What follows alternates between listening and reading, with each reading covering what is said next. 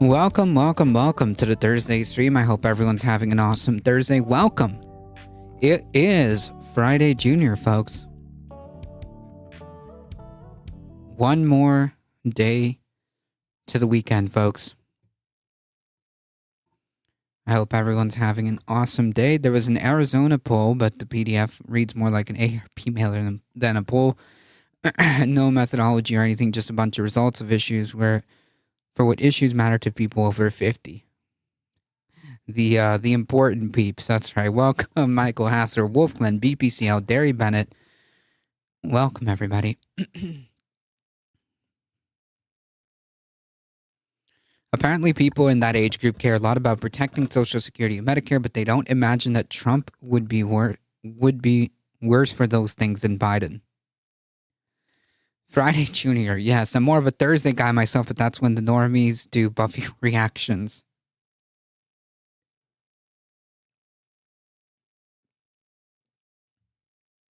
All right. Folks, the usual disclaimers. Thank you all for hanging out. I appreciate it. If you want to support the channel... Sorry, hold on.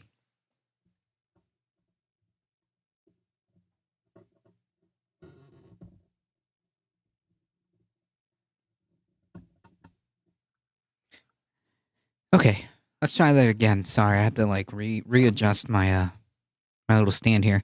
If you want to support the channel, there are many different ways you can do so. Keep following, keep liking the stream. I see you on YouTube. Subscribe on that YouTube channel. Consider checking out the merch store. Join the Discord, folks. Join the Discord. Lots of stuff happening. I appreciate all of you guys hanging out. Thank you so much. Let's get started, folks. Oh, also, sorry. Next week, the streams will be a little bit dicey. So I'm thinking probably what's going to happen is that maybe Monday I can do a stream off my phone. I can do a stream off my phone. I won't have all my equipment, but that's okay. I can just do a stream with my phone and my microphone. It'll be fine. But Tuesday and Wednesday probably not. So that's definitely not Wednesday. So that's for sure. Definitely not Wednesday. Consider joining the Discord so you can keep up with the channel. That's where I usually post updates. I'll probably make some kind of announcement tomorrow. So that's the status so far. Welcome, Heat. How's it going?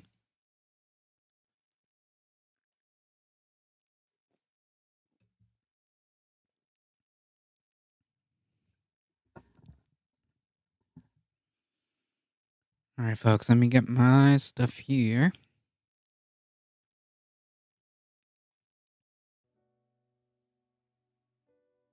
Just getting caught up. Just in time. Just in time. We're about to start.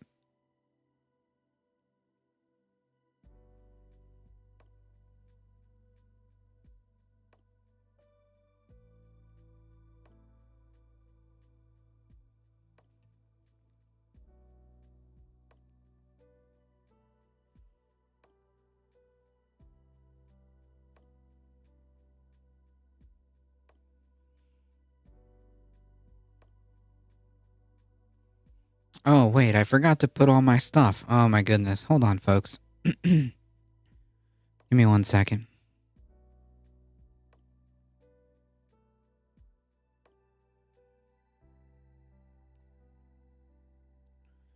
Professional streamer moment, folks. Professional streamer moment.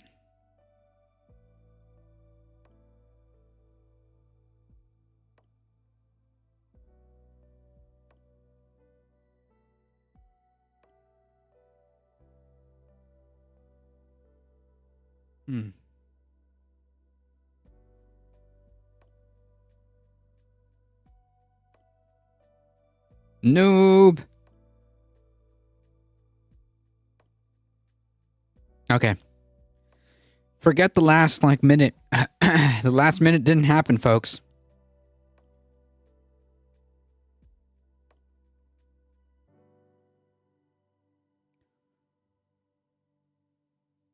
The last minute didn't happen.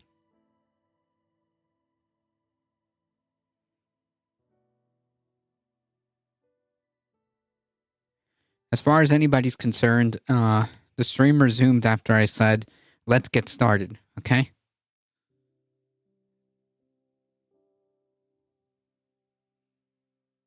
Should probably start here. TMIS, I couldn't do what you do every weekday.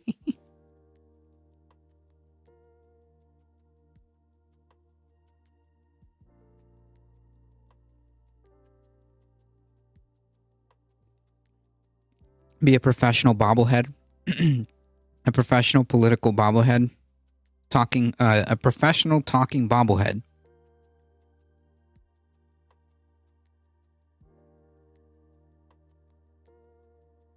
Steven Crowder has been really lost, I think. Yeah, so I think you mentioned something about what happened to Steven Crowder. So, yeah. Yeah.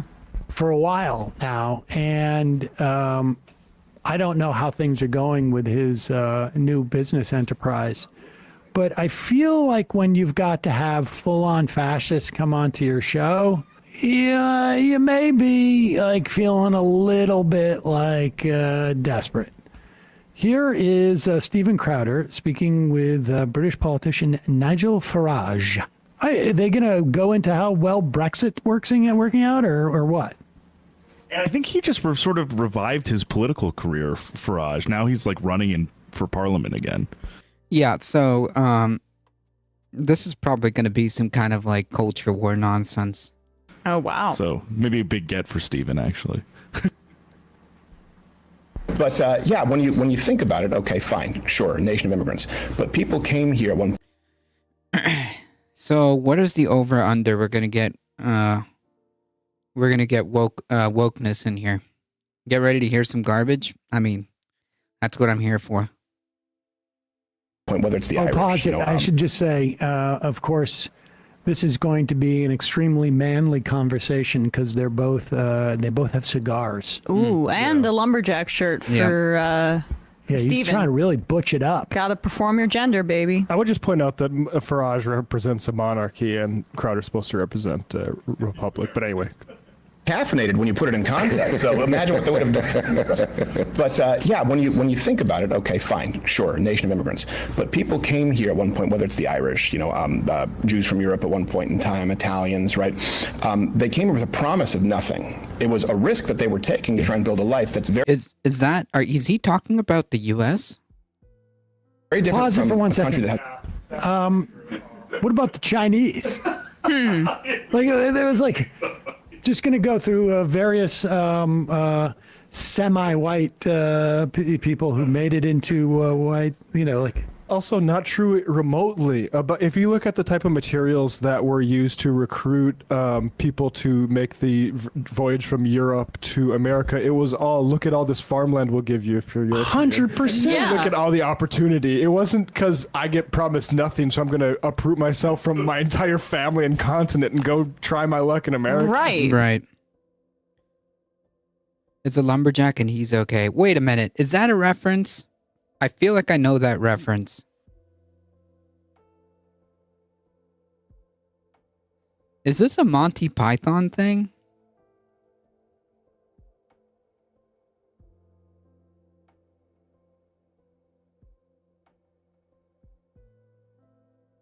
Why do I feel like that's a reference to something?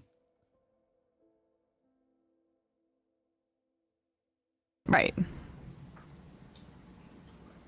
The Irish. Ah, it is. I knew it. It sparked memories somewhere in there. Aha. Jews from Europe at one point in time, Italians, right? They came here with a promise of nothing. It was a risk that they were taking to try and build a life that's very different from a country that has a welfare state where people are coming to benefit from that social safety net. So, Milton Friedman, you know, the high priest of free markets.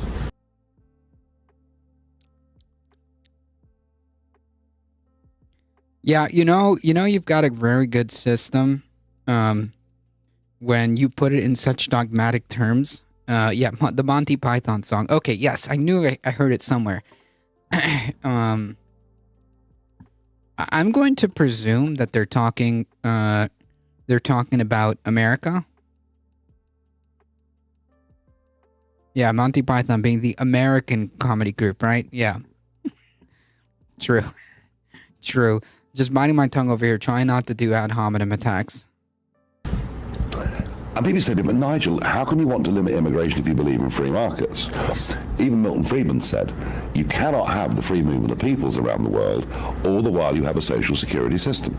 Right. That's exactly right. Exactly right. Well, that's why when you say you're a libertarian, I remember spending quite a bit of time in D.C. and had a lot of friends who worked, for example, at Reason Magazine. Wait. And they believed in open borders. They believed that borders are just kind of a... Wait.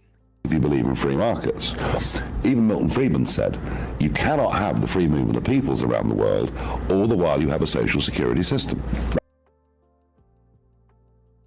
What does having a social safety net have to do with the movement of people?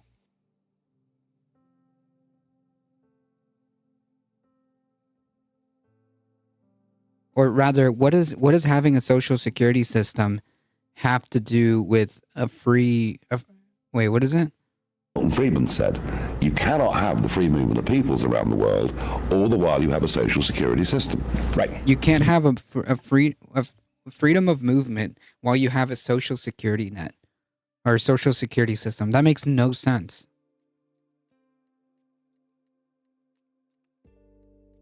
So what he's saying is, if you have a social security system, presumably what he's talking about is a social safety net, then you have no freedom of movement. Question mark. How do we square that circle? Because that makes absolutely no sense.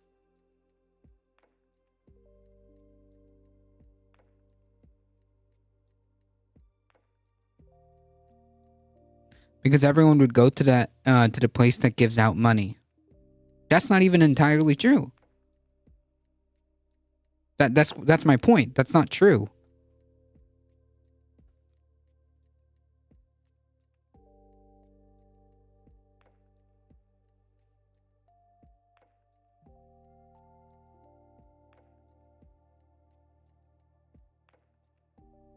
I agree, but that's what they're saying. Gotcha. That because like it makes zero sense, because like I had this argument, I had this this debate, and that point actually came up, and that point came up. You know, the person that I was arguing against said that something to that effect, like basically because we give all these incentives and whatever, that's why people choose to come here. And I said, well, if that's true, because like that doesn't make any sense, but if that's true, Costa Rica being considered like basically the Switzerland of Central America has a very good and robust system. Why not go there? Like, people don't just like uproot themselves and decide to go thousands of miles, right? Like, it's not because of the Social Security or whatever. There are different reasons why people go there, or why people would want to come here. But yeah, that argument just doesn't make any sense. Bipedal Meatbag, welcome. You forget that between the two of them, they have only 2 brain cells to rub together, if that. Yeah. That's exactly right. Exactly right. Well, that's why when you say you're a libertarian, I remember spending quite a bit of time in D.C. and had a lot of friends who worked, for example, at Reason Magazine. And they believed in open borders. They believe that borders are just kind of it's sort of an antiquated idea. And many of them ended up voting for Obama, which surprised me, where I said, oh, okay, so if libertarian in the States means it can include at one point in time, Glenn Beck, Greg Gutfeld, and Bill Maher, I was like, this doesn't really mean anything. So I would tend to be considered more libertarian, but I just say conservative. Yeah, I mean, look, I'm libertarian in a sense. I do not want the government telling me whether I can smoke a cigarette in a local pub. I don't want government telling me whether I can hunt foxes at weekends. If that's what I want to do, if that's my thing, I should be allowed to do it. And I think, during the pandemic, we reached a level of government control we'd never seen even in wartime. It's true. It's unbelievable. Yeah. Sweet effect. Wait, what does this do? Message effect. 20 biddies, thank you. What, is that new? Cool, thank you. It is new. Oh, well, thank you. Yeah, it really was. Pause it. I don't know. If you're a web designer, No. here are 4 Wix Studio Stop features it. I don't you gotta care. know. No. I mean, There are 3 new options. Cool. I may demo the rest soon. Cool. Thank you. Yeah, like, I love how libertarians completely pretzel themselves, changing the definition all the time. Like, by the way, like, libertarianism, if you adhere to libertarianism, nobody's telling you can't smoke. You can smoke as many cigarettes as you want on your own in your own place. What you cannot do, which it's weird that this libertarian doesn't understand, is that you can't just blow your smoke in public areas where there are other people who don't want to have smoke on them. And businesses and establishments may make rules so that people don't have smoke blowing all over them, which is their right too. And also, like, the government coming in and saying, like, hey, tobacco companies, you can't lie to people and you can't poison people without putting it, putting that information up front. Like, this completely adheres. Whatever. I'm just going off to a tangent. He's not a libertarian. That's what I'm saying. And there's a lot of real stupidity in here. I'm a libertarian, except for when it means that it's going to interfere with my racism or xenophobia. But I sort of feel like at wartime, we actually have seen some pretty serious restrictions. I mean, I can't speak about the British, but I seem to remember if you were Japanese during World War II, it wasn't just you were forced to wear a mask. You were forced to actually go into concentration camps. Yep. Well, I'm sure Crowder will bring that up. Or if you were a troop under George Washington, you had to get vaccinated. I mean, things like that. Things like that. I mean, my family story is this idea that, we can't do immigration now that there's a social safety net. My family came to North Dakota not because of North Dakota, just the weather. It was because they were given land under the Homestead Act within walking distance of where Sitting Bull gave himself up to authorities in northwestern North Dakota. That was quite a nice safety net. You can just have some land. But you weren't able to go into the local doctor with your Medicaid card, right? Right. In what was that, like 18 what? Like 1906. I mean, that's a thing. They didn't have, and of course, we didn't have Social Security at that time. There was welfare. It just, it was called land. That was basically it. Idiots. Yeah, We'd never seen even in wartime. it's true.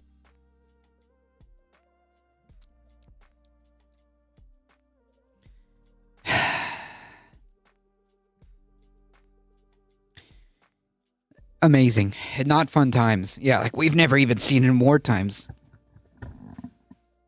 Bro. Come on. Come on. It's unbelievable. No, it's not. Yeah, it really was. You know, not even in World War II did government limit people's lives like Have that. you seen the That is just absurd. Sir, that is just what an absurd comment.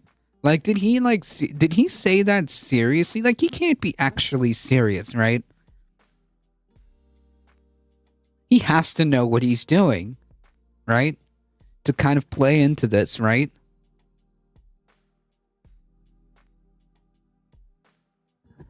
This just seems so absurd. Yeah, just rewrite history. I have to believe it is part of, to push an agenda, right? Because, like, come on, man. Like, you can't actually be serious, right? To unironically make that statement and be completely 100% behind that statement. You know, you could just, like, take 5 seconds to look that up, right? To see, like, what the wartime, what the wartime rules were, even in Europe.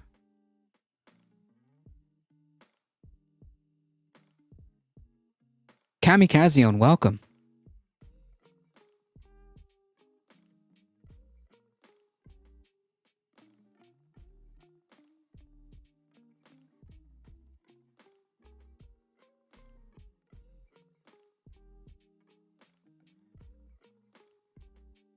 Platinum sold. Yeah, no, oh no, Crowder. I know. It's not just Crowder, we got a twofer. Maybe this guy just doesn't see Japanese people as real people. Maybe. But I mean, like, that, even as a Brit, like, that was pretty known, right? The internment camps, I just can't fathom that this would be a legitimate statement, right? Like, he's literally just saying this to say this.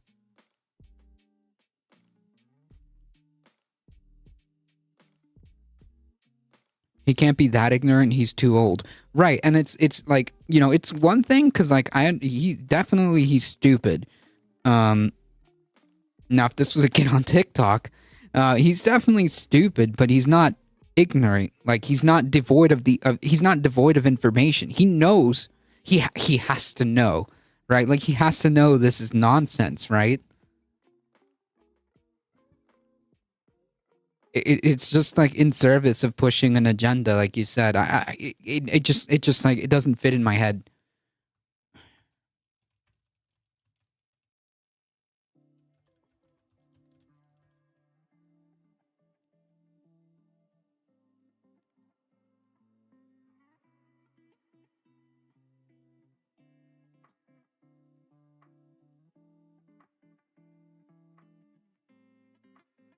You know, like, listen, oh my god, this literally took me like 5 seconds. This literally took me like 5 seconds to find. They rationed food. Fine, that's typical. They literally had enforced blackouts to make sure that people didn't have their lights on because of air raids. They literally had limits on transportation. They literally made special licenses so that you could serve specific food. There was literal press censorship.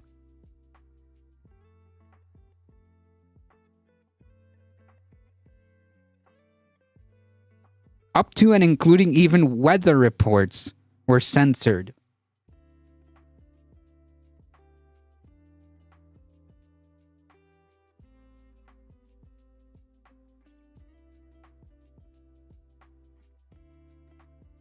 This literally took me 5 seconds to Google.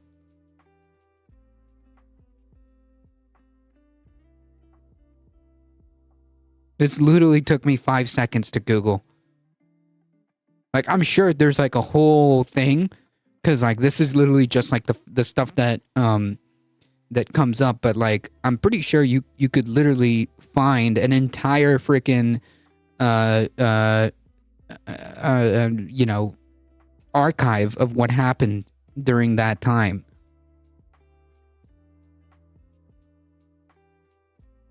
Mayhem Hippie, welcome. 18 killed in Lebanon on an attack in a building. It said that the target might be a high commander of Hezbollah or Hamas. In the UK, in Europe, that we've seen in the pause it. United States, because I will tell you.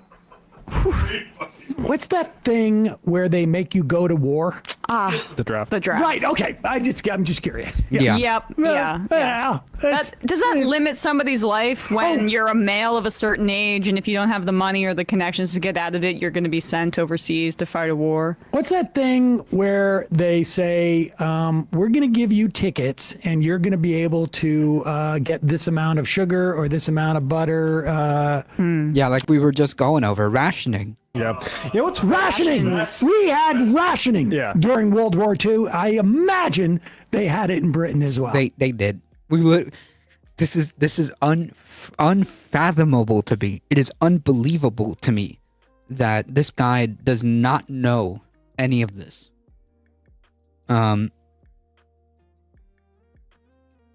He must be just like BSing to play you know, to play for the audience, to put the show on for the audience.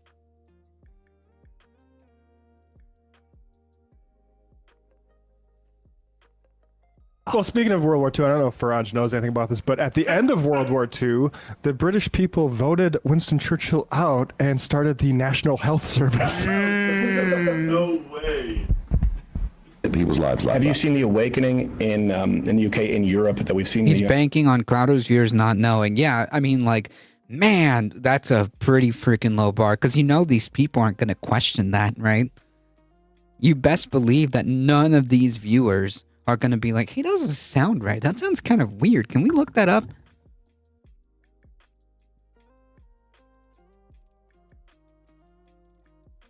The systemic chipping away at truth. This is how we get Holocaust deniers. Yeah, don't even look at the amount. Don't even look at the percentage, or the statistics of how many young people already not getting the full picture of what happened during the Holocaust. It's a scary amount of percentage.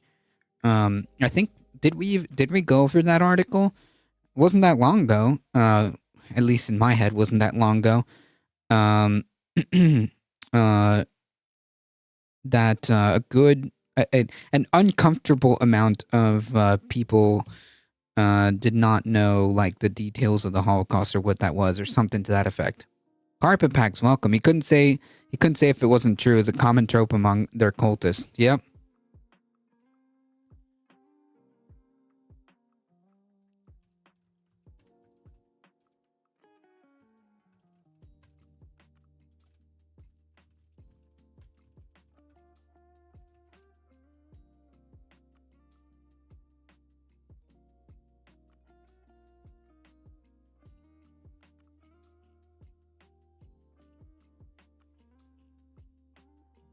Yeah.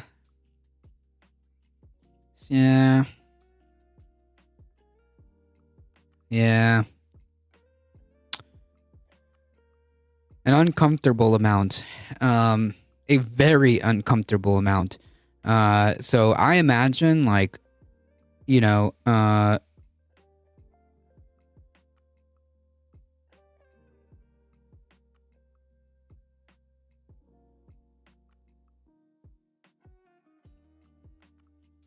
more data is needed. But like even if half of this is true, even if half of this is true, that's pretty freaking disturbing. That is an uncomfortable amount. Americans struggle with geography. Expecting them to learn the history of the lines they have no clue about is a bit rich. I mean, I learned about the Holocaust.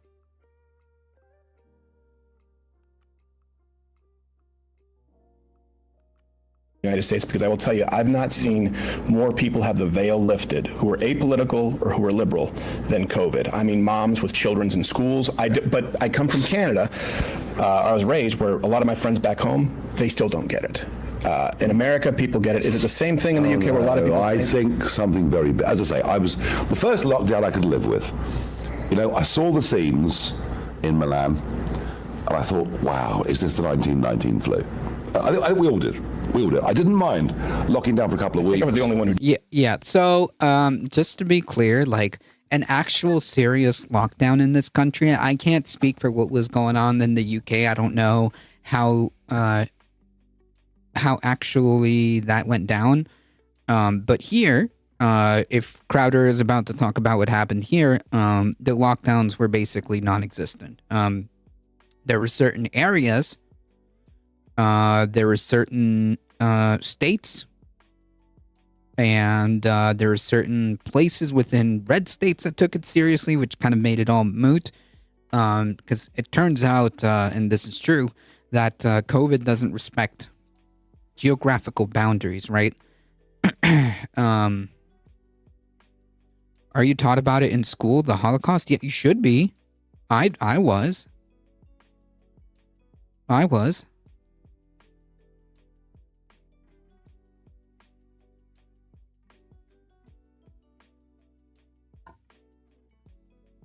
Didn't. No, I was okay with that. Let's find out what it is. Yeah. All right, let's find out what it is.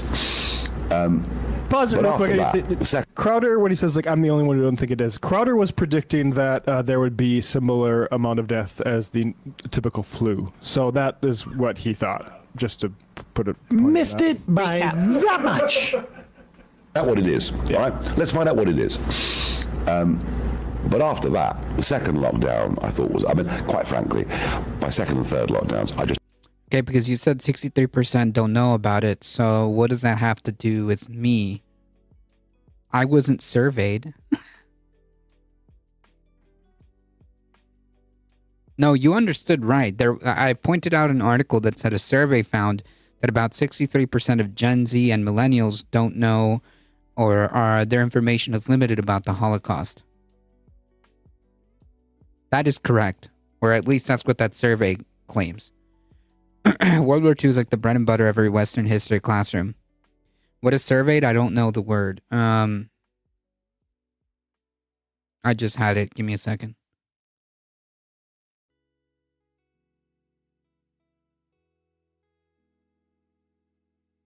Okay, so what was surveyed was like the actual like numbers. So the actual survey was basically, I guess, finding out the extent of the knowledge that people had, and it turns out that 63% of those that were surveyed did not know that 6 million Jews were murdered in the Holocaust, and over half of those thought the toll was under 2 million.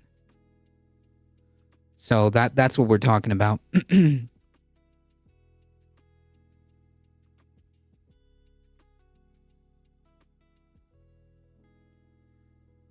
Strange. Well, this is America.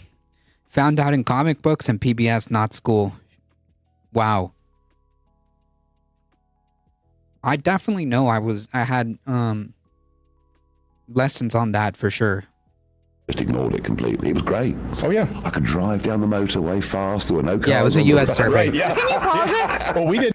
So, okay, we're talking about First the of all, level. we didn't have a second lockdown. Yeah, wait. Also, didn't he just like got a lurk, have an entire plant collection incoming to find places for? No problem. Thank you, man, maybe. To be honest, I feel like I remember the exact number can be forgiven. No, it's pretty like it's kind of like not that hard to forget. You know what I mean? It's pretty like it's pretty like ingrained. I don't know. Maybe it's just the way that I just happen to have teachers that taught about this stuff. Maybe I'm just like lucky that I had that I don't know, lessons on this, but like it's not that difficult to like I still remember this, and this was like probably like high school or maybe even before. It wasn't repeatedly told 6 million. We went into more depths on other things. Yeah, but like it's not a hard number to kind of forget. It's not really that difficult to forget. I don't know, maybe I don't know. I was on the road. Right. Yeah. Can you pause it? Well, we did. Do you remember how many soldiers were killed in World War II? Tens of millions. As the typical flu. So that is what he thought, just to put it. Missed it by Recap. that much. Out what it is. All right, let's find out what it is. But after that, the second lockdown, I thought was, quite frankly, my second and third lockdowns, I just ignored it completely. It was great. Oh yeah. I could drive down the motor. Yeah, wait a minute. Hey, I thought you guys had like such bad restrictions, more restrictions than World War II, apparently, that you were able to drive down the motorway, as he says, with no cars.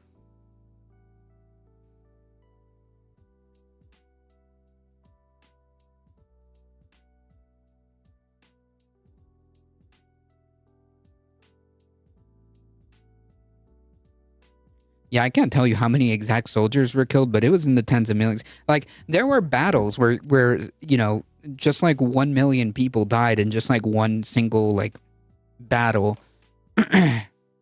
So it's yeah. No, I don't think I'm smarter than the average. I'm gonna be honest. This guy probably has pub history knowledge, just babbling. Way fast. There were no cars on the road. Right. Yeah. Can you pause it? Well, we did. So, okay, we're talking about First the of all, level. we didn't have a second lockdown. Yeah, but okay, And it's debatable whether we even had one at all. Because like if you have one lockdown in one state, or you have a lockdown in one county, that's not a lockdown, okay? That's not a lockdown.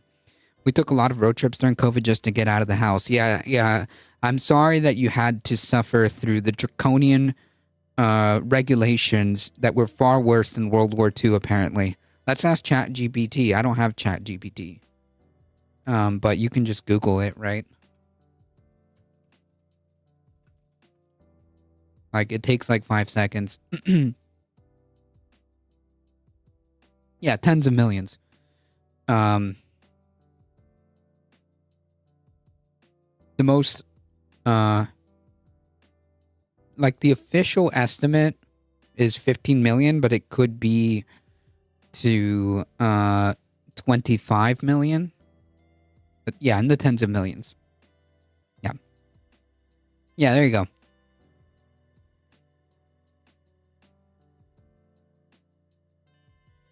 Okay, but he's contradicting his own thesis in his statement there, that we've never seen such an authoritarian crackdown on liberties since. Right. Yeah, we've never seen such an authoritarian lockdown, you know. Also, me, I was driving in the motorway. It's so free, just no cars on the road. I could just do whatever I want. What? It's COVID. And he's saying, but though, that he had the ability to disregard it and drive around and do whatever the hell that he wanted. That's a little bit different than people who were, say, forced to serve in Vietnam, or Japanese people who were forced to go. Yeah, or forced by the government to ration your food, your clothes, literally restrict your movement because you couldn't go to certain places because, you know, there was a freaking war going on. That's... Oh God, these people are so stupid. Because ignorant they are not. I think this is all in service. I think this is all in service of pushing an agenda. To be honest, with the rise of food costs, we might not be far from rationing. Well, you can blame the corporations for that. Into internment camps in this country against their will. Or even like what China did to react to COVID. Right. But anyway. When that happened, that's where we did the Mug Club Quarantine Month, was our biggest month of growth. The very first lockdown, everyone was in there, including conservatives, in their basement. We said we're doing 2 a days. We did 2 shows a day because I knew people were locked at home. And I can't tell you how many conservatives whose names I won't provide right now calling me saying, this is really irresponsible. You shouldn't be doing the crew. I'm like, well, guess what? They all... Let me guess. Was Dave Rubin? Is it Dave Rubin? Corporations and governments? Nah, I think it's mostly corporations. I blame the government for not tightening down on corporations. Decided they want to work. They saw the ride. They bought a ticket anyway. But do you think that in the I'm UK... sorry. Big con. We haven't talked about Steven Crowder for a long time. Is this the guy who is suing all of his ex-employees to shut up and not tell stories? And the guy who was all sorts of leaks about how poorly he treated his workers? Yep. Is that the same guy, or am I mistaken? Big Tech is in bed with Big Con. Yes. The guy that allegedly couldn't stop putting his testicles onto his employees. That's what's being reported. Yeah, well. Hi, I'm Nicole Hockley from Sandy Hook Promise. I know this is hard to hear. That's a thing that happened, by the way. Too bad the corporations control the government. Yep, and so the feedback cycle exists. That's true. Whew. God, this guy's gross. Want to work. They saw the ride. They bought a ticket anyway. But do you think that in the UK there has been that foundational shift where people realize that they were lied to? We've woken up. We've woken up on the fact we were lied to. Whoa, they became woke? Is that what I'm hearing? Was that what I'm hearing? They became woke? Wow. Fantastic. Makes me sad that Emma had to say that. Yeah. Yep. The other thing, and I'm not going to go down a rabbit hole on this, as some people have done, but there can be little doubt that some of the vaccines that were produced just weren't vaccines.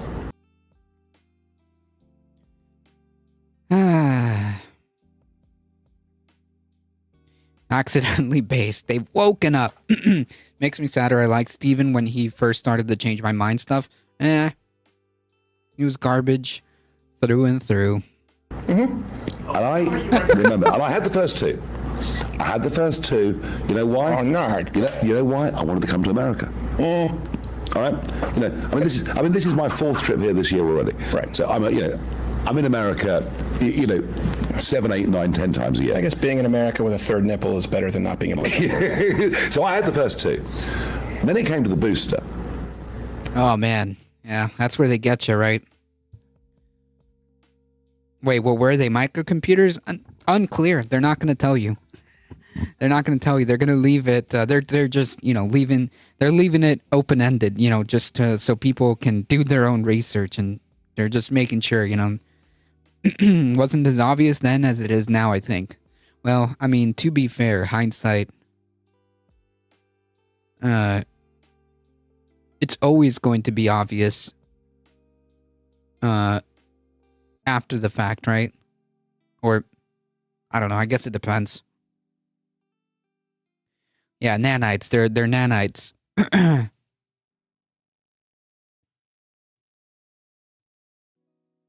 And I did it on my TV show. I said, right, I'm going to debate over the next week whether I should have the booster. And I was being texted. I was being emailed. I don't even want to hear this anymore. This is so stupid. So stupid.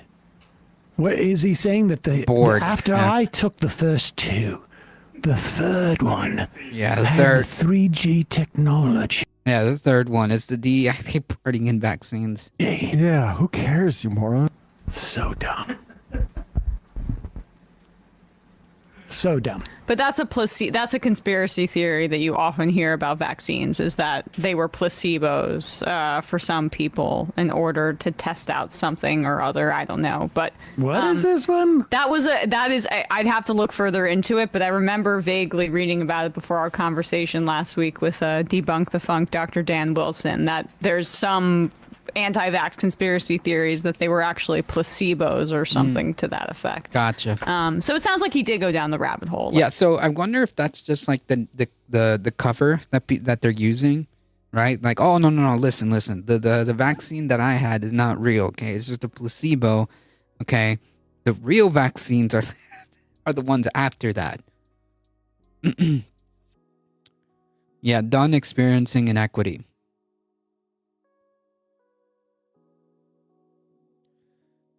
My booster didn't work. I don't have 5G. I'm sorry. You need at least 3 more. That's how you activate it. Let's be real. I mean, he knows that the people he's appealing to are insane on this, and so that's why you have to do this. Yeah, no, I got the first 2, but then I got Ys. And I love Crowder, who's like, well, all right, well. Yeah, so that honestly is that's more believable and more sellable to your anti-vax crowd than the whole charade that Dave Rubin put on. Like, oh no, don't worry, I went to the crowd of people who recognized me and told them that it was a fake card, a fake vaccine card, to not worry. That's what much more palatable, acceptable to the anti-vax. Like, that makes more sense. That I had an enlightening moment. I wised up. Whatever you need to tell them. But that's way more believable, palatable. I don't know what to say. I don't know the word, but whatever. Than the Dave Rubin story about him going into this place and making this entire charade. Heaven help us if bird flu takes off. Whew. Well, I guess like the one thing is that like we, and by we I mean like as the human species, have experience with the flu, with different variants of flu. So making like a vaccine for that, or making a more counteracting something like bird flu, I think would be easier.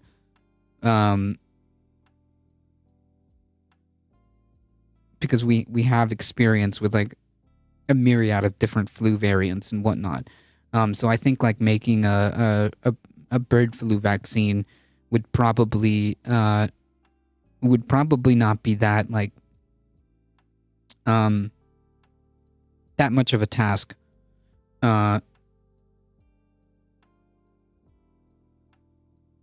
Versus like something that's completely different, like the version of coronavirus that we saw.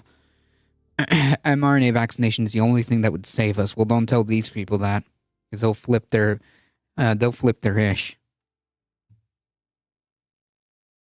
This was a bio weapon, but it's okay if you needed it to get into the country. Yeah. Right. It's just, they're so insane. Hey, folks, don't forget to hit the subscribe. Right.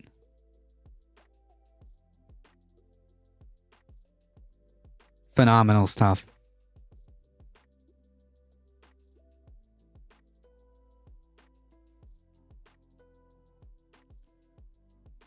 The Colorado Republican Party is calling on people to burn all gay pride flags and proclaiming in a mass email to supporters that, quote, God hates pride.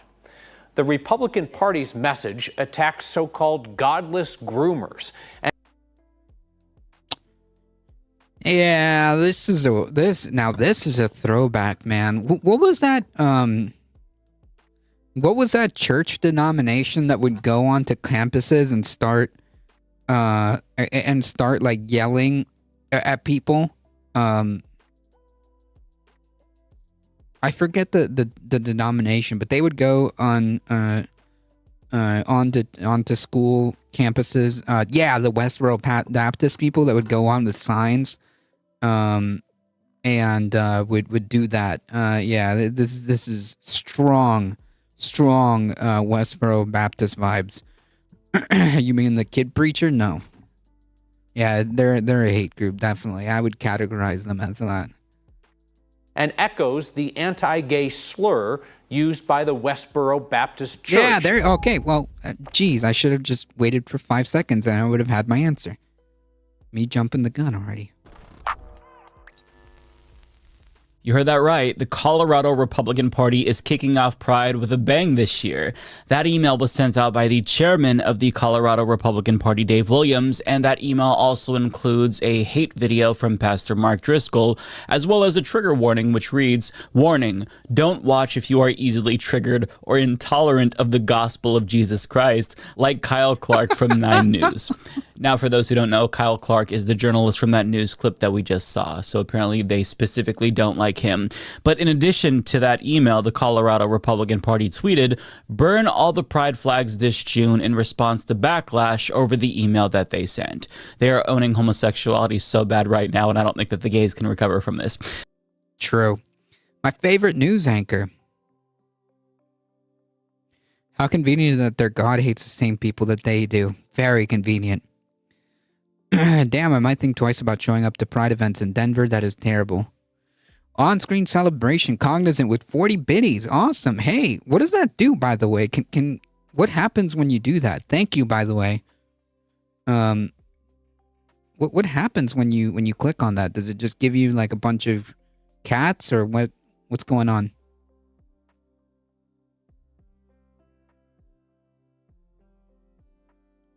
I can't see it. I can only see that something happened, but I can't see how that that effect plays out. Oh, it's an emote storm. Oh, gotcha. Hey, that's pretty cool. It was the sunglasses cap bouncing across. Oh, that's what that is. Kitties. Okay. Gotcha. That is pretty cool. Thank you. I guess I need to like open up my my stream on a different window to actually see that. That's pretty cool. But, you know, to be fair, that email or tweet isn't necessarily surprising considering the fact that the state's GOP chair has a history of pretty blatant homophobia. In fact, he was one of 4 Republicans who tried to ban gay marriage in 2020, which, you know, I guess makes sense because that was a pretty slow year with not much else going on, so they probably thought it was a good time to stick it to the homos. Now, Dave Williams, the GOP leader in Colorado, is probably hyper-focused on this issue for a number of reasons, one of them being repressed homosexuality. I'll just say it because we're all thinking it. And another is probably the fact that Colorado made history back in 2019 by electing its first openly gay governor. So Republicans have been coping and seething about that ever since. But believe it or not, this email has led to a lot of backlash, even though this has kind of been what they've been doing, even among Republicans. But I guess they've just had enough and they're like, enough is enough. CBS News reports, quote, more than 100 Republican leaders across Colorado have signed a petition aimed at removing their state party chairman from his position. Within 3 days, Nancy Pelosi, this is the chair of the Jefferson County Republican Party and also probably Nancy Pelosi's Wario, says she was able to get more than enough signatures to force a vote by GOP's 400-member Central Committee. It will take... Yeah, so maybe this is just another like CYA, like, oh, whoa, this guy is saying the quiet part way too loud. I don't know. Gigantified emote with 30 biddies. Thank you so much. I appreciate it. Now what happens with that? It just makes like a giant kitty? Does it put like a giant Bakita on screen?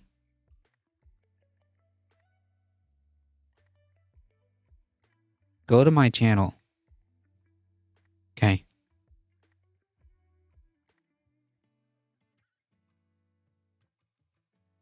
Does it only do that once? Oh, it's in chat?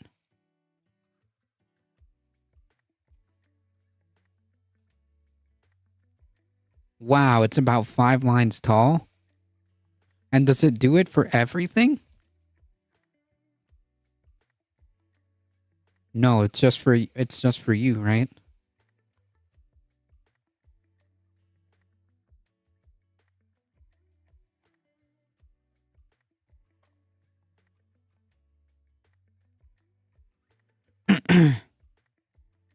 That's pretty freaking cool.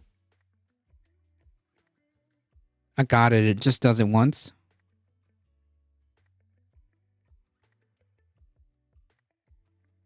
Yeah, it might be a bit overpriced.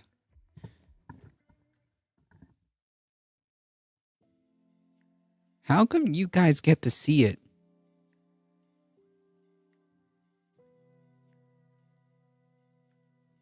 I'm looking at my own stream. Maybe I have to like make a separate like account.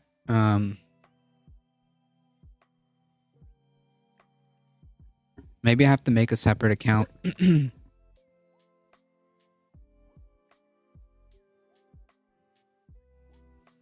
just be able to watch my my stream and look at that, because that's pretty cool. I'm glad Discord. I'm glad Twitch is adding different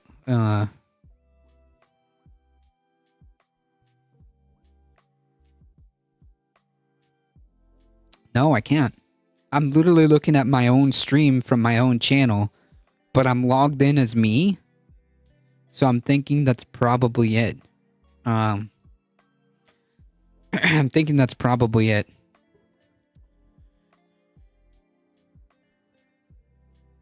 It's like 7 lines tall. I can't see it. That's not fair.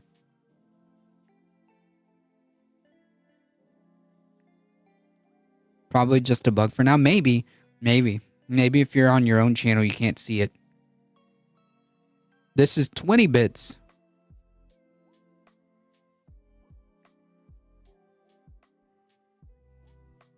Thank you for all the biddies.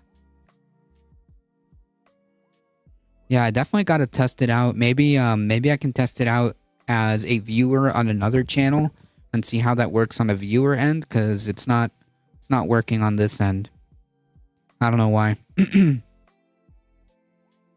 Popcorn emote effect. What? That's pretty cool.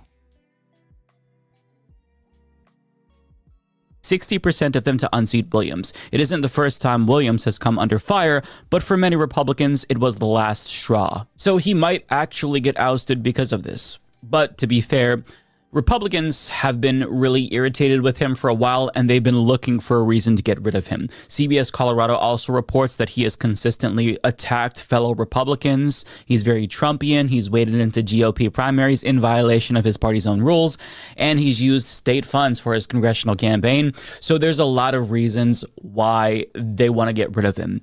But when it comes to that petition Republicans are signing to oust him, he is already threatening any Republican who signs it. Williams, who has a reputation for going scorched earth on those who cross him, says he will publicize the names of those who sign the petition and notify the National Party of their, quote, support for Pride Month. Oh shit, he's going to talk to the manager if you try to oust him, so you wouldn't want that, would you? You better not do it. I'm wondering what exactly they're supposed to do with that information. I guess the implication is that if he tells the national GOP about it, then maybe they're going to look gay since they're trying to oust him for supporting Pride. I mean, I don't really know what he expects there to accomplish, but my brother in Christ, your constant fixation about gay people has made you more suspicious than anyone else in the entire GOP. You tell me that they support Pride, I don't bat an eye. But you focus on this for years.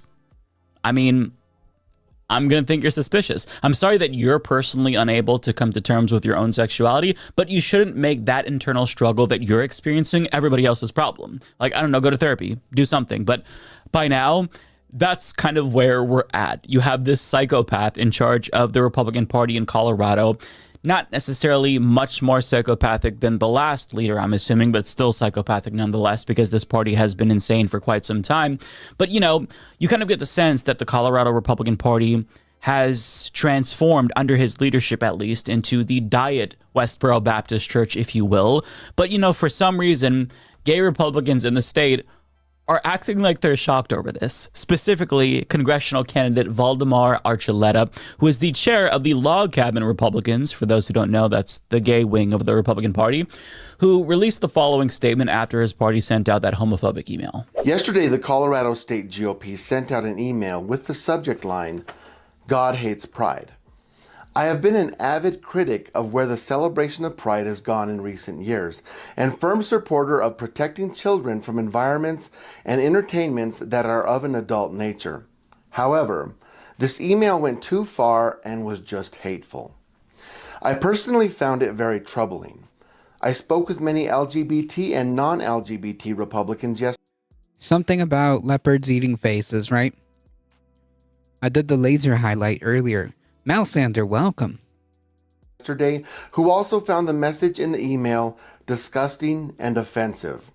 This email does not represent Republican voters of Colorado. However, the Republican Party, like all political parties, is not perfect. And I believe it's important to have the integrity to call out your party when you see them make a mistake. A mistake? On Sunday, June 2nd, the state... That's not a mistake, my dude. That was not a mistake, my brother in Christ. Okay? That was pretty freaking intentional, okay?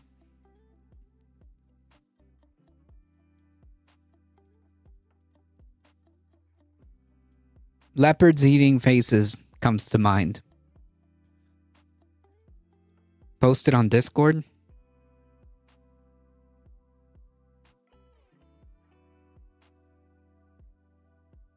I can assure you there was nothing, there was no mistake there. Whoa, that's pretty freaking cool. How come I don't see that? You have just giant emotes. Oh, that's so cool.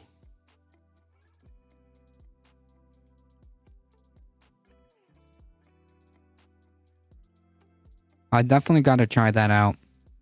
I gotta try that out for myself. State GOP released its full list of endorsements for this month's state primary. After giving it a lot of thought, reflecting on the email released yesterday, I cannot accept the endorsement of the Colorado State GOP. I sent them an email asking to be removed from their list of endorsees. Now, he goes on to say that he's still planning to work with Republicans and support GOP candidates across the board, and he concludes that video by quoting Peter Thiel, who's a gay billionaire that donates to Republican politicians and funds right-wing projects, which I think is kind of a nice cherry on top of that shit Sunday of a video. But I'll be fair and say that I do commend him for rejecting their endorsement and calling out the party's homophobia. But still, I've got to ask the question, how are you that surprised by this email? The chair of the Colorado Republican Party, your party, just tried to ban gay marriage in 2020. I mean, would you honestly feel comfortable as a candidate appearing in an ad with your husband? Come on. This party, and the Colorado GOP in particular, has made discrimination specifically against queer people one of their main priorities over the last couple of years. But this email is somehow shocking to you? It's some massive deviation from their normal behavior? Right, and like, mistake? No, my good sir. That's not a mistake. I just don't understand why you're so shocked by this. Now, I'm going to tell you all why I think he's shocked in a moment, but what I find interesting is that as he rejects their endorsement and joins calls for the state GOP chair to resign, he's still defending them from accusations of homophobia. I'm not joking about this. I do not think Dave hates me because I'm gay. I don't think that Dave is a homophobic person. What he said that email was, but he as a person, I don't believe is. Do you think he's pretending to be a homophobe? He's trying to get a reaction. Okay. So yeah. Whew, man. I could hear, like, does that dude have like health insurance? I really hope so, because I could hear the joints of his mental body like twisting themselves into pretzels. Like, I heard it from here. To justify that, that's amazing.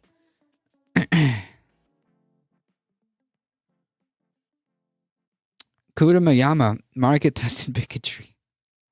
So if he's not really homophobic and, he's just trying to get a reaction, then why'd you make such a big deal about this? You literally rejected your own party's endorsement and called for his resignation. Right. So you clearly think that it's important. So if that's the case, why defend him from accusations of homophobia when he's very clearly homophobic?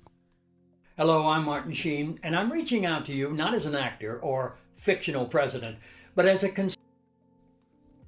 Yeah, a Olympic level mental gymnastics being performed here. Amazing.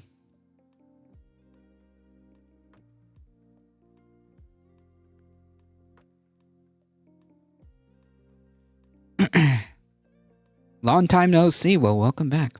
It doesn't make any sense to me. Now, I do love that the reporter was almost struck by the naivete of this Republican, and he asked, well, do you think he's pretending to be a homophobe? No, just pretending to be straight, actually. But I don't care if you are externalizing your internal struggle or you're just plain hateful and straight. Homophobia is wrong, period. And the fact that this log cabin Republican won't even admit that this guy is a homophobe after condemning him, mind you, it kind of shows you how unserious the log cabin Republicans are. But he's not just running cover for the party's leader who sent out that homophobic email and continues to bash gay people on the regular. He's still claiming that the party itself is not anti-gay. Is there any level of anti-gay bigotry from the Colorado GOP that would... Oh, man. So I'm sure that, the reporter is asking him these questions because, we know the answers to these questions, right? The answer is yes, obviously. Did someone say giant emotes? Yes, you can gigantify an emote for biddies. Cognizant with the 30 biddies. There you go. That's how you do it.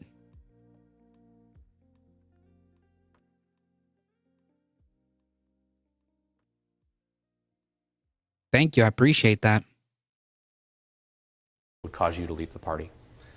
Yes. If it did get to the point where I felt like this was something that was widespread throughout the community of Republicans, I would leave. You don't think that most Colorado Republicans are anti-gay?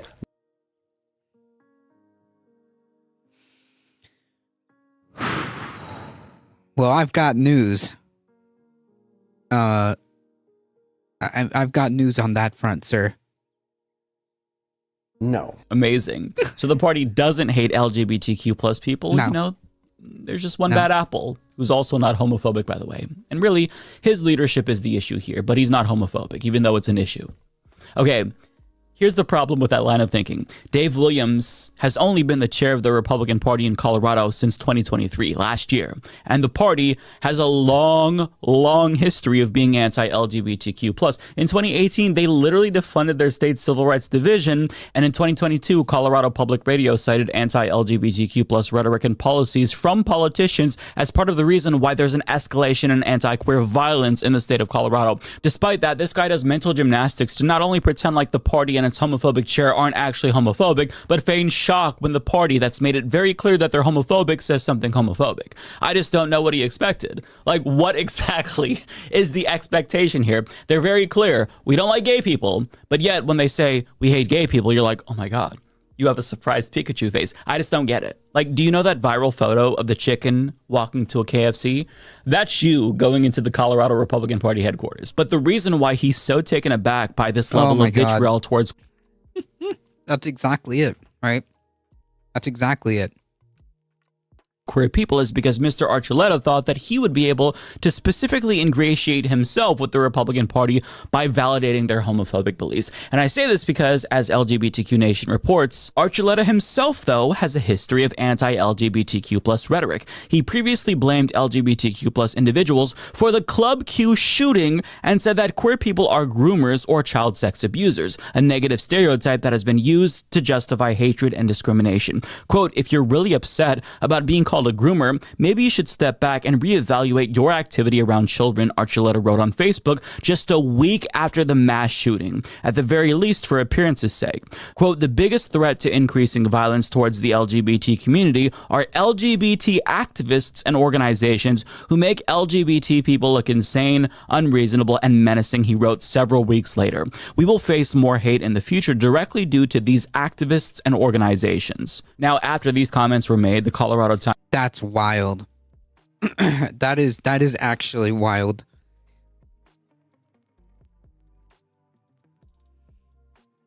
Right, he expects to retain his position. Indeed, what a piece of work. Times recorder reached out to him for comment because, of course, what he said here as a gay man sparked backlash, and he responded by saying, quote, I'm very aware of the history of gay men unjustly being linked to pedophiles as a group, said Archuleta. And yes, I know this has been used to justify hatred towards the LGBT community. This is exactly why I feel this new fad of including children in LGBT. This is wild.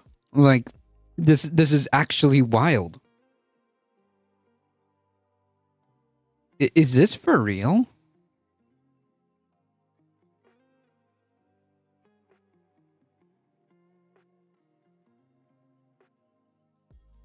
Literally in the same breath, this man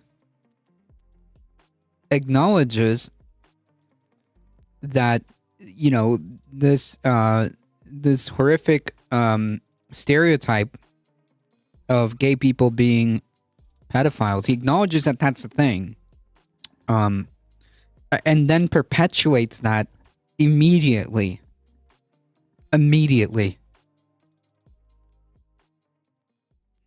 The respectability argument. Yeah, that would be the Catholic Church's influence. Activities with sexual themes is so dangerous. Not only is the sexualizing of children damaging to kids, it gives fuel to the rumors linking gay men to pedophilia. I also have never said that LGBT people are pedophiles, nor do I believe that. Right, but the problem is that when they say queer people are sexualizing children, they simply mean just being in the presence of a kid. That's tantamount to grooming. So if you're holding hands with your partner or you happen to mention your same-sex partner, they'll say that you're a groomer. I know that you know this, but you're still saying it anyway because you're trying to run cover for their homophobic smears. Now, I should also add that, like most gay conservatives, he also hates trans people because, of course, he liked a Facebook post that said LGB without the T. Because the logic is if you push trans people under a bus, then maybe, just maybe, you might be able to save yourself and other gay people from the wrath of Republican politicians. You know, if you offer trans people up as a sacrificial lamb, maybe the GOP politicians will spare you. But he's finding out the hard way now that it doesn't quite work like that. And he's shocked because he used his gayness to push tropes that are harmful about queer people, which he said he knows are harmful, but yet they still think that all gay people are bad, even the good ones like him. But rather than learning a lesson from this, he's still trying to ingratiate himself with homophobic Republicans. And I say this because on June 8th, he retweeted libs of TikTok who shared a photo of pole dancers at a pride event in Colorado where kids were apparently present. Now, first of all, pole dancing isn't just erotic. It depends on the context. Second of all, there's maybe one kid there with their parent. But Valdemar responded saying, quote, "This is not okay. We wonder why people like Dave Williams say the stupid things they say. It's because of situations like this. The LGBT community needs to do better. This is not who we are. Hashtag protect children." Hey, dumbass, you don't have to justify and make excuses for a homophobe that you've already denounced. And Libs of TikTok is insinuating here that those Pride pole dancers at Pride are grooming children. But ask yourself this. Did Jennifer Lopez groom children in 2020 when she included a pole dancing bit in her performance at the Super Bowl? Did she groom millions of children who saw that performance? At the Super Bowl, no less. Like, I think that's wild. At the freaking Super Bowl. Okay. This guy's also a POC, so absolutely wild. The big mental disconnect, right? Big leopards eating face party energy going on here. Or did she ungroom the children that were already groomed by LGBTQ plus people? Is that how it works? Of course not, because straight people can't groom kids. Only gay and trans people can. So he has repeatedly done this. He's used his identity to reinforce defamatory smears against queer people, yet he can't believe that Republicans are so hateful. But why? You told them that their negative assumptions about queer people are all correct. So of course they're going to think that. They're not going to assume that you're the exception just because you're a Republican. Of course, they also think that you're a pervert, and they also think that you're a groomer and a danger to children. You know, when they say they hate Pride, they're not saying, oh, we hate Pride except whenever Mr. Archuleta has Pride. They're saying they hate you too, dumbass. But, you know, after being used as a tool, I guess he thought that they'd make an exception for him. But again, It just doesn't work that way. He's not the first gay to find out that, this is the case, and he won't be the last. But they're throwing you into the blender with all the rest of the LGBTQ plus people that you slandered, buddy. Play True. stupid games, win stupid prizes. Play stupid games, win stupid prizes. Hildebeest rating with a party of 26. Welcome, everybody. Hildy Raid, welcome, Holistic Field. Perth, Washington, welcome. Dory B, welcome. Thank you so much. Welcome, Raiders. Welcome, welcome, welcome.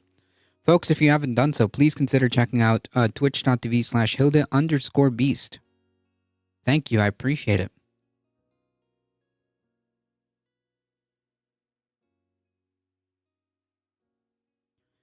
Summer Smile, hi from Hildy. Thank you so much. I appreciate it. Thank you, thank you, thank you. Welcome. Folks, if you don't know who I am, I'm a Difficult Truth. I do the news, I do the politics. We are here Monday through Thursday, 5 p.m. Eastern Time. If you enjoy your stay, consider hitting the follow button, as a couple of you have already done. Thank you, and welcome.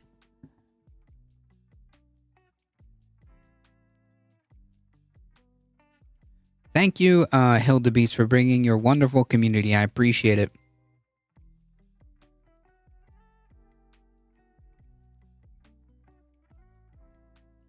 Cheers for the shout out. Thank you. No problem, Hildebeest. Thank you for bringing your wonderful community.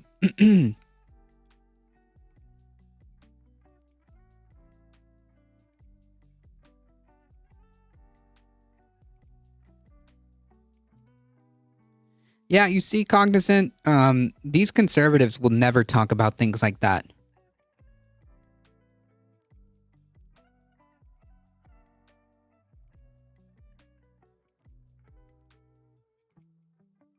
Oh, you guys came in time just for the, you guys came in time for the extra cringe.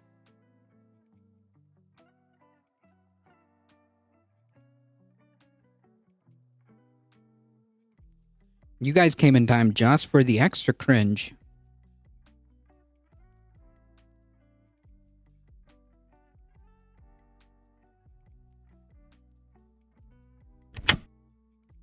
Hillary Clinton. Okay. Remember her? No. She has just endorsed a MAGA backed Democratic candidate in a New York primary. Yeah, I mean, like, is that like not the most on-brand Hillary thing to do? Right?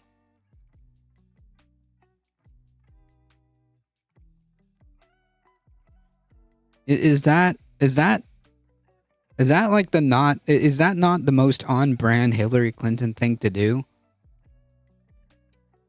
So, I'm going to get to this insanity, though you could argue not really insane considering who Hillary Clinton is and especially what she's become since her loss in 2016.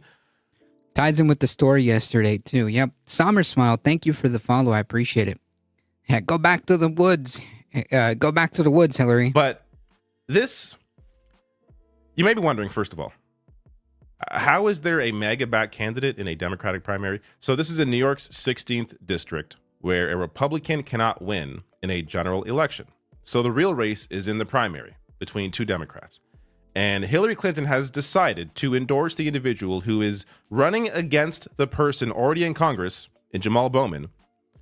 And not only that, the person she is endorsing is the absolute worst kind of candidate imaginable. Now, Hillary Clinton's not new to this race, or I should say this, Jamal Bowman's district at least. As back in 2020, she backed Eliot Engel, who at the time was the sitting Democrat in Congress. And it was her first primary endorsement of 2020, one of a handful.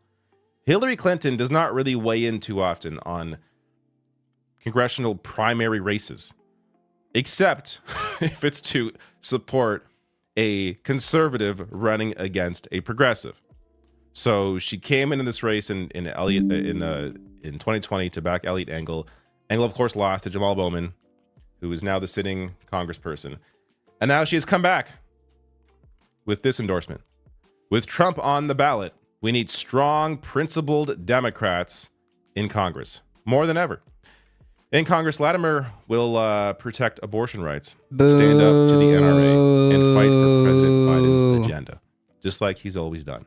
Make a plan to vote by June 25th. Make a plan to vote, if you're in that district, by June 25th to vote for Jamal Bowman. Now, I highlighted this here, so who can reply? So Hillary purposely blocked replies on this. The only person to reply is George Latimer, of course. But I found this interesting because this is new. I went back through some of her tweets, and May 15th is the last time that she allowed a reply to a tweet of hers where she got ratioed 6.2 to 4.6. Now, this is where the reason why I'm bringing this up is because here she tweets out, our climate crisis isn't coming. It's here, and today's children are among those who will feel its effects most. So here she's pretending to care about the climate crisis. Right. Now, there are many reasons why we can go through her history why she has never cared. But in this instance, this is the candidate she's endorsing here in New York has literally said this. Faced with an urgent climate crisis and a Democratic base hungry for climate action, Latimer has said, this is the Hillary candidate, quote, there is not going to be a George Latimer climate change bill. George Latimer is not the climate change candidate. If you were discussing the issue of climate change or making this announcement because you actually cared about climate change, cared about the climate crisis, and not just doing it for clout, you would be endorsing the better candidate on the issue of climate change in this race. But instead, she's backing the guy who has promised to not sign his name to a climate change bill. Nice. Now, before I get to more on this, I just want to show you Jamal Bowman's reaction to the Hillary endorsement, where he put a statement out saying, I'm proud to be the only candidate in this race endorsed by Planned Parenthood. Pause there. Yes, Hillary Clinton has endorsed the candidate who is running against the Planned Parenthood candidate. So, by extension, Hillary Clinton appears to be anti-Planned Parenthood. Also endorsed by Democratic House Leader this Hakeem kind of Jeffries, tracks, right? Senator Bernie Sanders, Elizabeth Warren, and a healthcare union in his district, and the only candidate who rejects right-wing special interest groups like AIPAC. Translation, we need a spineless corporate team players already owned by AIPAC lobby. We will get to more on AIPAC, because as this has a lot to do with AIPAC. I'm rebuilding this wrecked car with the help of eBay Guaranteed Fit.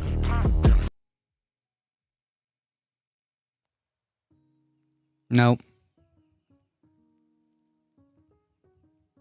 Oh, this piece here from Jacobin. MAGA loves Jamal Bowman's opponent. So deep-pocketed right-wing Trump backers eager to drive progressive from Congress are swelling the campaign coffers of George Latimer. They go on to say here, I'll discuss AIPAC more later, but part of what's animating both MAGA and AIPAC is Bowman's call for a ceasefire in Gaza, which is a very popular position. 69% of Democratic voters in his district support a ceasefire. Not to mention nationally, it's very popular as well. So this, of course, is more about the money from AIPAC, which is essentially an extension of the right-wing Israeli state.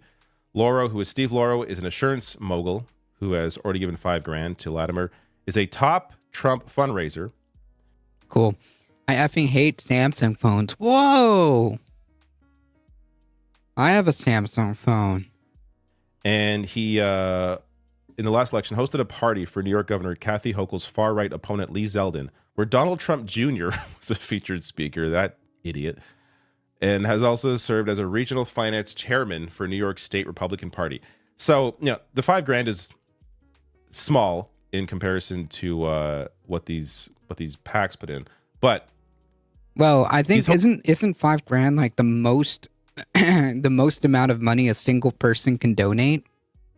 Like, I think isn't that like the max amount for an individual donation?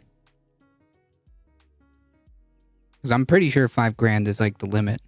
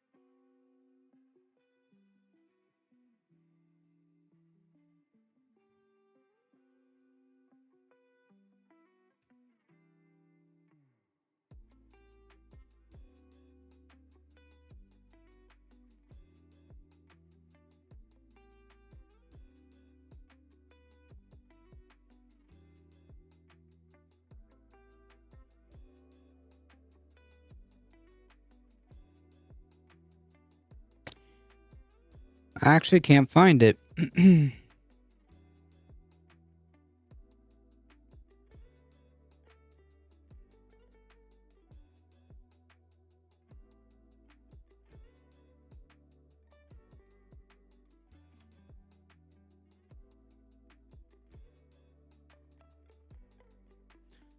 Oh, I see. Okay. Yeah, I'm thinking something else. Memo for the record, only a limit on humans. It goes up every cycle, but it should be around 3K. Yeah. That's correct. Corporations are people. Samsung phones, home of the bloatware, crappy alternative apps, and least efficient batteries and communication. Listen, my little Samsung does fine, okay? Don't bully it too much. 3,300 to candidate, 5,000 to a pack, and unlimited to a super pack. Yeah, okay, that's where I'm seeing the 5,000. That's right. That's where I'm seeing the 5,000 limit. Gotcha.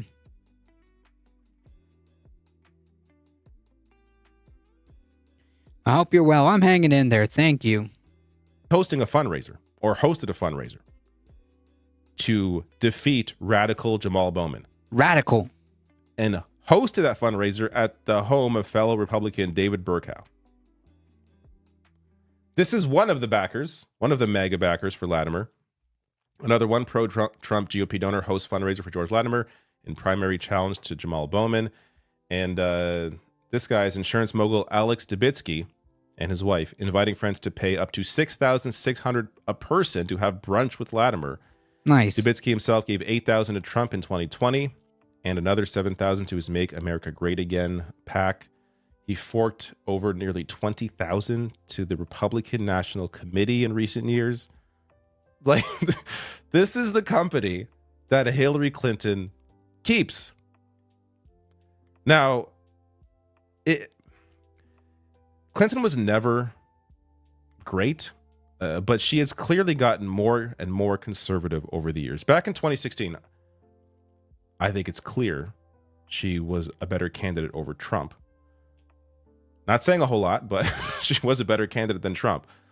And since 2016, she's only become more bitter, more conservative. The sorts of endorsements she has made, the sorts of things she has said, the people she has backed, really, like that has, if it wasn't already clear back in 2016, it has shown people just how unwilling Hillary has been to acknowledge the mistakes that she made in 2016. And it appears like, this is my speculation, but it's almost like she has an agenda against progressives because of her loss in 2016. Yeah, I think it's like spite. That's exactly what I was gonna ask. Like, is this literally just spite? My phone battery doesn't charge much at all anymore. Oof. My old phone with Samsung was trash, but it was very cheap. I don't understand all this Samsung hate. I don't think she was never really this anti-progressive the way she is now. I'm not saying she was progressive in any way, though you could argue she wasn't in some ways when it came to women's rights and some other issues. But it's like now her anger at what happened in 2016 and her feeling that it's the fault of Sanders voters, which I've done videos on this. I really don't want to rehash it. I didn't mean to bring this up, but it's so ridiculous to blame Sanders supporters in 2016. Right, and it's I think it's just a testament to really kind of making the argument that this is just like, man, just super, super, super salty. Yeah, she's acting like Alito's wife. When more people back Sanders, I should clarify, when more Sanders primary voters backed Hillary Clinton in 2016 than Hillary Clinton voters in the primary against Barack Obama backed Obama in 2008. It is like there has been so much misinformation about that. Anyways, the real, anyone following this channel likely already knows all this, but the real issue with 2016 was the fact that Hillary Clinton did not speak to a base of voters that she needed to activate to come out to vote, be it in certain states where she lost in the Rust Belt, but also generally to younger voters, to Sanders voters who were a big chunk in 2016. Remember, he almost won that primary. So to then turn around, just do a single event with Bernie Sanders and then just completely ignore his support base, for the next 6 months until she lost, was such a terrible strategy. So, but instead of recognizing all of those mistakes, since 2016, all she has done is put the blame on everybody else. And this is just, to me, this is showcasing how truly bitter Clinton has become. Now, as Justice Dennis tweets out here, the biggest... I think that makes sense. If it wasn't for the super delegates, Sanders would have won. Yep. Not Samsung hate, Samsung phone hate. Ah. I do have Samsung TVs. I have Samsung TVs, Samsung washers. Liberals have a worldview that their ideology will save people. That is why they hate the left, because the ideology is not actually saving people or making things better. So a liberal will choose a fascist or anyone over a leftist because they want to feel superior. They can't feel this over a leftist ideology because it shows the liberal ideology as hollow. So they choose a fascist to feel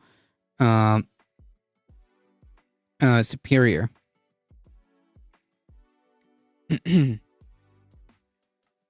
for a Samsung sponsorship? Probably not really. You didn't think you had enough, well, I guess it's really not, I guess we can't. Pixel. I like the Google Pixel.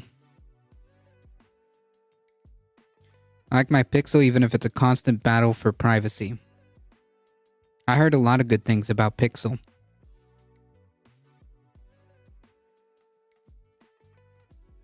Is the camera decent? Is the camera decent on the Pixel?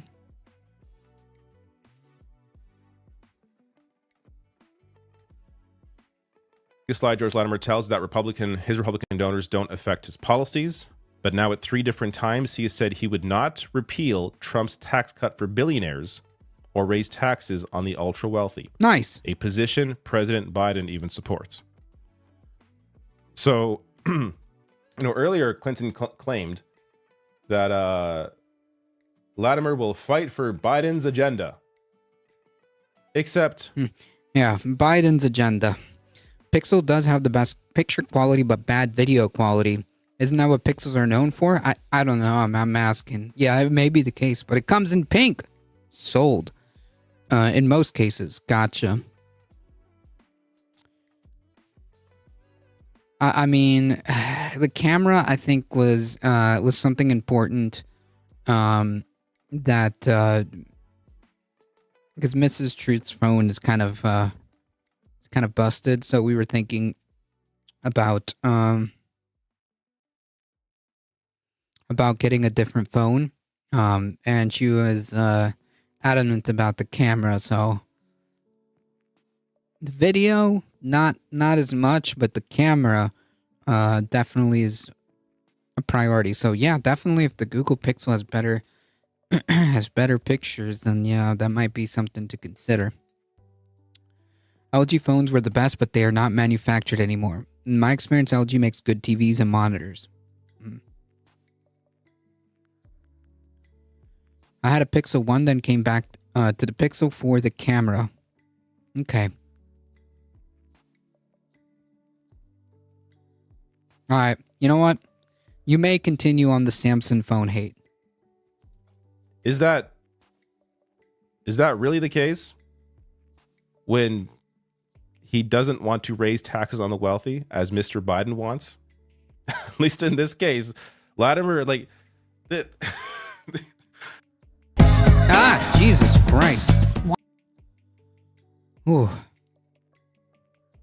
Just to see how conservative some of these Democratic candidates are openly like this, to the point where they are to the right of Biden, who is conservative on many issues. It's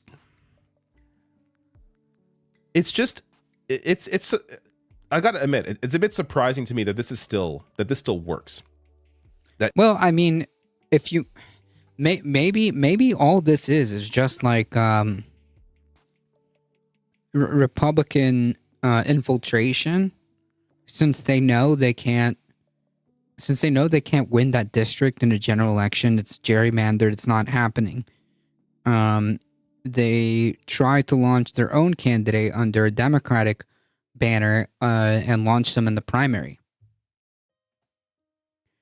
The camera's almost on par with Apple.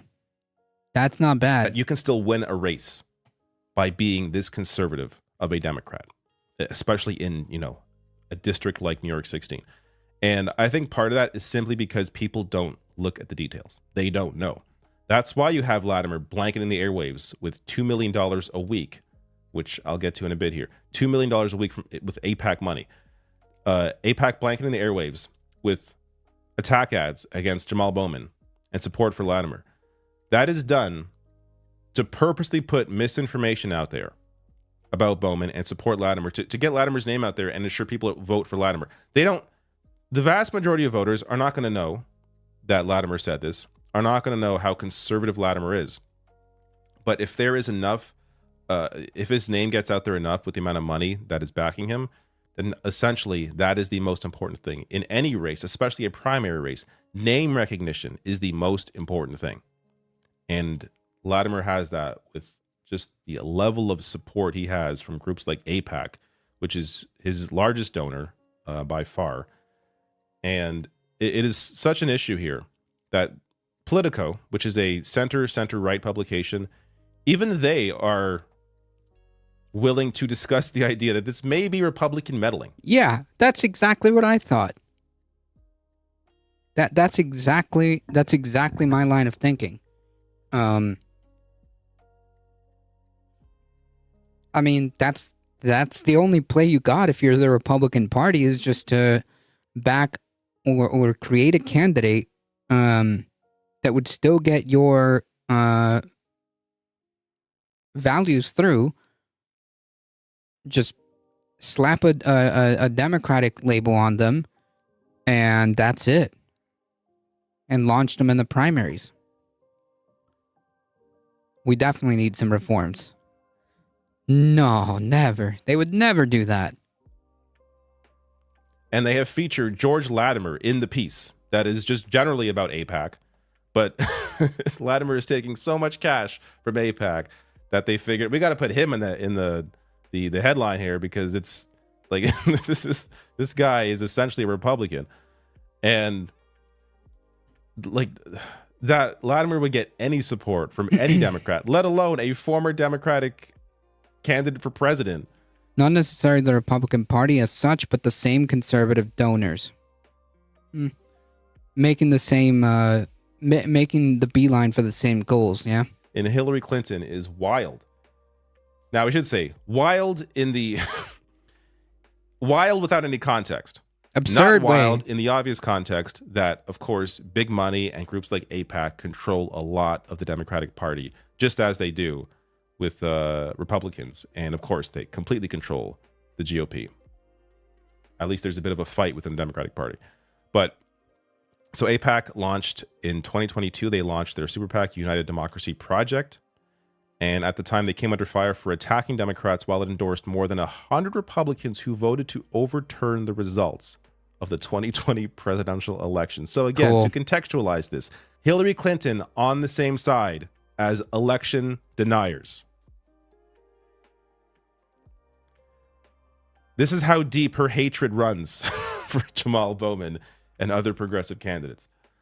So AIPAC's super PAC, as I said earlier, their first ad buy was 1.9 million, and that is how much they are spending per week, about 2 million a week against Jamal Bowman.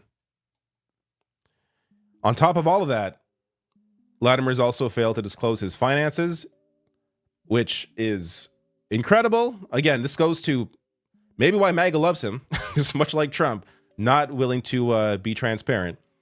So under the Ethics in Government Act of 1978, U.S. House candidates are required to file financial disclosures with the clerk of the House within 30 days of qualifying as a candidate. Latimer, who publicly launched his campaign in the first week of December and registered with the FEC on December 4th, still has not filed his disclosure. Imagine this was Jamal Bowman. Oh, they'd be attacking I feel them. like this would be a much bigger story if a progressive was unwilling to file these disclosures. But the corporate candidate, the Republican-backed candidate, Yeah, like there would be news cycles back to back for if isn't that doing it. happened. And it's this little story in sludge that you may have missed. And again, Hillary Clinton backing his candidate. If a major Democrat backed a progressive who was not disclosing their finances, that would be a massive story. That alone, separate from even the MAGA support and everything else. And on top of all of that, he's also been using Islamophobia to attack Jamal Bowman.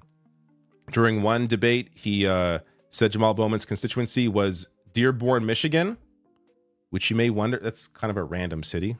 Why would he say that? Dearborn, Michigan is the first Arab majority city in the U.S.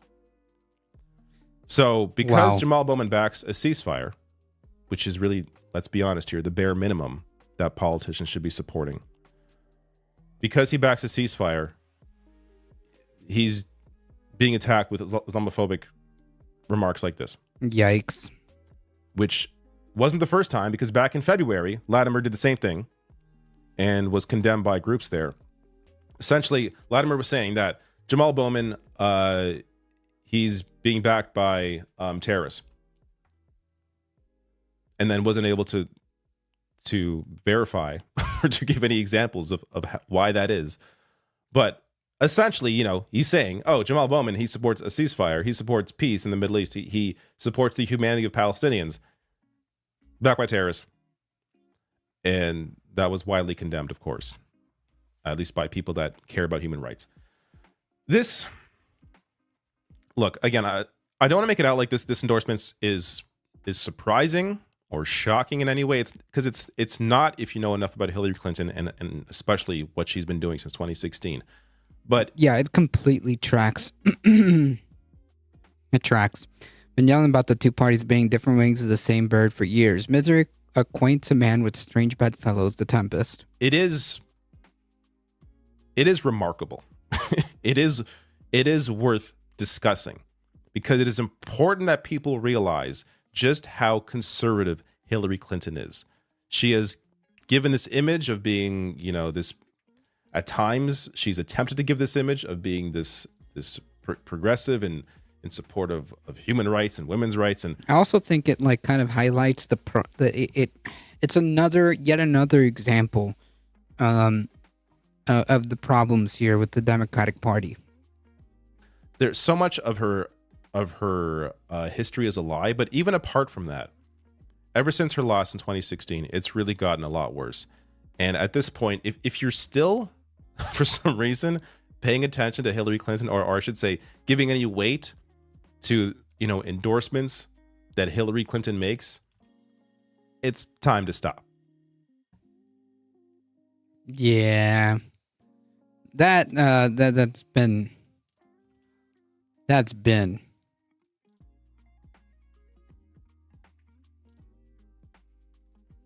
Yeah, she's not the only one who operates this way, right? I think it's a perfect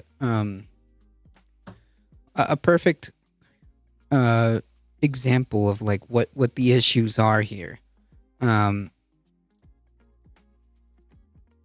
with the Democratic Party.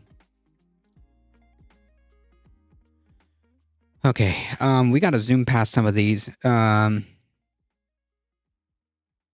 Trump's private demand to Johnson, help overturn my conviction. That's right. Donald Trump makes his first visit to Capitol Hill since leaving the presidency Thursday morning, meeting with Republican lawmakers in what is being billed as a resolutely forward-looking session focused on potential 2025 legislative agenda. In fact, Trump has bigger, more immediate legislative priorities. He has been obsessed in recent weeks with harnessing the power of Congress to fight on his own behalf and go to war against the Democrats he accuses of weaponizing the justice system against him. It's a campaign he orchestrated in the days after the conviction, starting with the phone call to the man he wanted to lead it, Speaker Mike Johnson. Trump was angry when he made the phone call, according to those who heard accounts of it from Johnson, dropping frequent F-bombs, language, as he spoke with the soft-spoken and pious GOP leader. Quote, we have to overturn this, Mike. Listen to me, Mike. Okay? We have to overturn this, even though this is a state conviction. We have to overturn this, Mike. We just can't have this. Johnson sympathized with Trump's frustration. What a lapdog. He'd been the first batch of Republican lawmakers to appear alongside Trump at the Manhattan trial.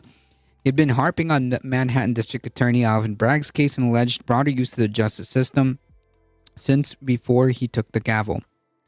The speaker didn't really needed to be convinced. One person familiar with the conversation said Johnson, a former attorney himself, already believed that the House had a role to play in addressing Trump's predicament. ? The two have since spoken on the subject multiple times.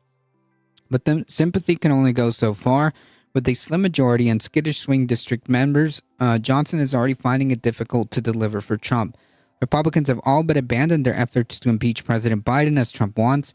Wednesday's contempt vote against Attorney General Merrick Garland squeaked by only after an intense whipping effort, and now a series of proposals targeting what Republicans call rogue prosecutors, i.e. those investigating Trump, appear to have a wobbly future.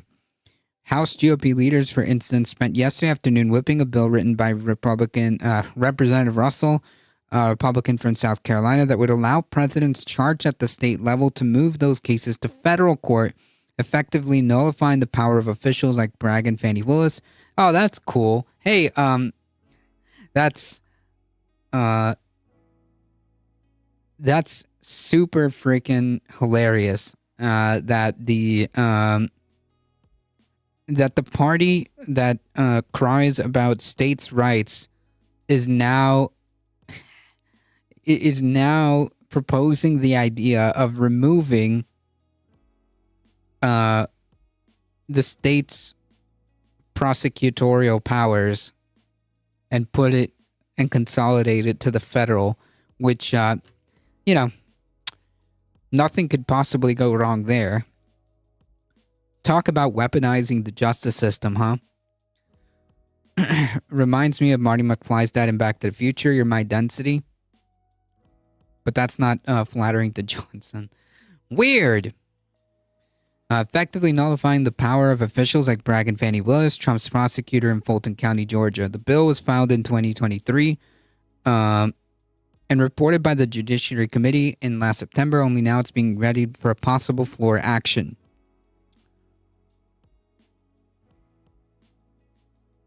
Oh, this is Verge. Let me secure my dictatorship real quick. Yeah, let me make sure it's nice and ready for, in the event that I win the election. Johnson has also been in talks with Judiciary Committee Chair and Trump ally Jim Jordan about using the appropriations process to target Special Counsel Jack Smith's probe.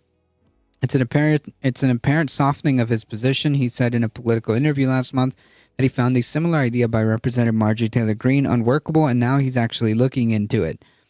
That country certainly sees what's going on. They don't want Fannie Willis and Alvin Bragg and these kind of folks to be able to continue to use grant dollars for targeting people in political lawfare type of way. That's not what's happening, though, and that's not what people think.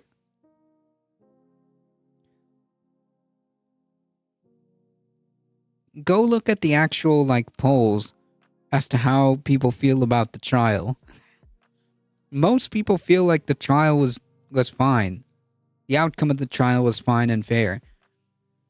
There isn't this huge outcry that, that people feel like Donald Trump is being unfairly targeted in what he incorrectly calls political lawfare. That is what they're trying to do, secure all the power to Trump, then he can rightfully pew-pew us all for opposing him.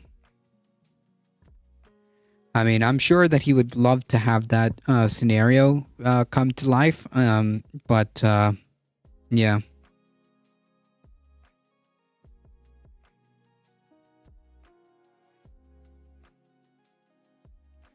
Yeah, but this is the exact same justice system that was working fine when it got Hunter Biden. Right, no, but see, now it's a conspiracy, right? It's a distraction. See, they just put Hunter Biden as a decoy to cover up the Biden crime family's true crimes. See? The problem, of course, is that these proposals don't have the votes to pass. One senior appropriator, Representative Mike Simpson, said the idea of defunding Smith was, quote, stupid. Quote, I don't think it's a good idea unless you can show that the prosecutors acted in bad faith or fraud or something like that. They're just doing their job, even though I disagree with what they did. We accuse Democrats of weaponizing the justice system, said another skeptical senior Republican who's granted anonymity to speak with fear of MAGA blowback. That's exactly what we'd be doing. What a spineless coward.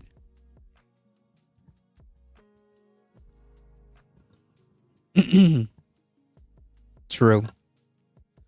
What a spineless coward. Too afraid because they're scared of the MAGA blowback. For literally pointing out the truth. For literally pointing out the truth. Don't know, those MAGAs are freaky. Oh, no doubt about it. I'm just saying, then why are you with this? Excuse me. Then why are you with this party? Why not just leave and call them out?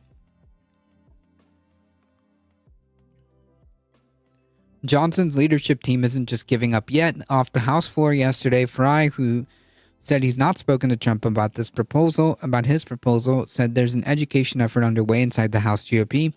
His argument, federal lawmakers, executive officials, and judges currently have the ability to try to move their local cases to federal court. Why shouldn't the leader of the free world? One difference, of course, is that unlike those federal officials, Trump isn't currently in office.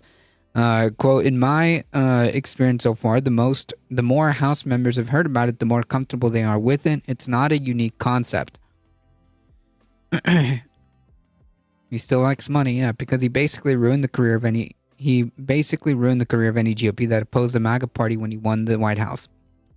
Essentially. The plan for Trump's meeting, 9:30 a.m. meeting with House Republicans at Capitol Hill and 12:30 p.m. lunch with GOP senators at the NRSC headquarters, doesn't explicitly include discussions of Trump's legal matters and how they might be addressed. That, of course, is no guarantee that Trump won't bring them up. Instead, the visit is being cast as a chance for Republicans to unite behind their party leader heading into the contentious election season and to talk about what should come next should Republicans manage to win the governing trifecta.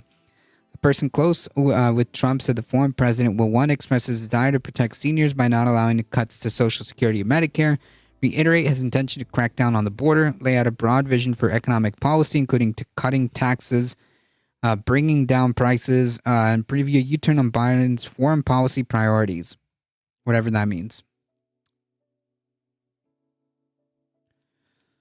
Get on board the pirate ship or walk the plank kind of thing, and I hate comparing to pirates because pirates are cool and Trump is not. Senate Republicans block IVF package as Democrats highlight reproductive rights. I don't think much needs to be said about here. Senate Republicans blocked the legislation that would protect access to IVF on Thursday, today, part of Democrats' push around reproductive rights this month to mark 2 years since the Supreme Court overturned Roe v. Wade. The vote to advance the measure failed with 48 votes in favor to 47 opposed, with just 2 Republicans, Susan Collins of Maine and Lisa Murkowski, joining the Democrats and the Independents. The legislation needed the 60 votes to move forward. The issue came to national attention after the Alabama Supreme Court earlier this year ruled that embryos are considered children under state law, prompting the providers to halt fertility treatments. The legislature later approved the bill to protect IVF in the state. Across the nation, Democrats put the blame on Republicans as the development raised concerns about similar moves elsewhere, warning of a new front in the fight over reproductive rights. So, yeah. Convert or die. None of this would be happening if Dems had codified Roe. This is just as much as the Dem faults at this point. I think they do have blame to shoulder. I agree. I think they have definitely they are partially responsible. Yes. But yeah, it's no surprise that Republicans would block this. They were never going to stop at Roe.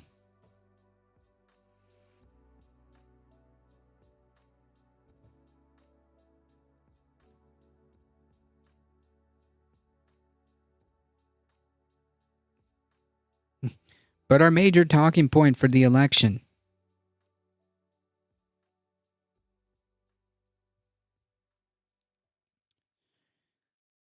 In a surprising but welcoming turn of events, the Supreme Court rejects bid to restrict access to the abortion pill. I honestly was not confident on the Supreme Court's ruling, but hey, I'll freaking take it, folks. And a blow for anti-abortion advocates, the Supreme Court on Thursday rejected a challenge to the abortion pill mifepristone, meaning the commonly used drugs can remain widely available. The court found unanimously that the group of anti-abortion doctors who questioned the FDA's decisions making it easier to access the pill did not even have a legal standing to sue. It's not good. They just stated they need to present the case in a different way. Right, they would need to demonstrate that there's actually... they needed to demonstrate that there's actually damages. You need to have actual legal standing. And they clearly don't.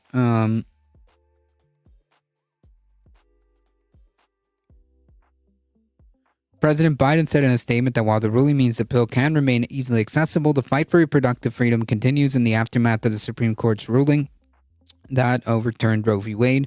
It does not change the fact that the right for a woman to get the treatment she needs is imperiled, if not impossible, in many states. Brett Kavanaugh, writing for the court, wrote that while plaintiffs have sincere legal, moral, ideological, and policy objections to elective abortion and to FDA's relaxed regulation of mifepristone, that does not mean they have a federal case. The plaintiffs failed to show that they have suffered any injury, meaning that the federal courts are the the wrong forum for addressing the plaintiff's concerns about the FDA actions. The plaintiffs may present their concerns and objections to the president and the FDA in regulatory process, or to Congress and the president in the legislative process. And they may also express their views about abortion and me-for pre-sons to fellow citizens, including in the political and electoral process. So, yeah.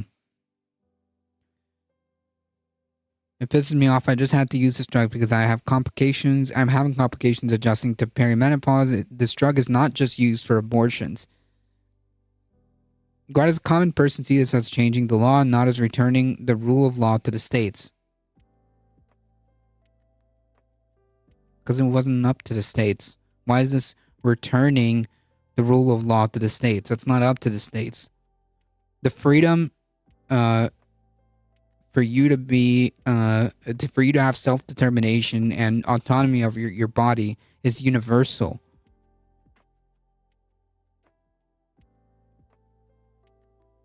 End of discussion. The legal challenge was brought by doctors and other medical professionals represented by the conservative Christian legal legal group Alliance Defending Freedom. It's always up to the states to have a rule of law before the federal government does. No, that's not how that works. The federal government has supersedence over state law.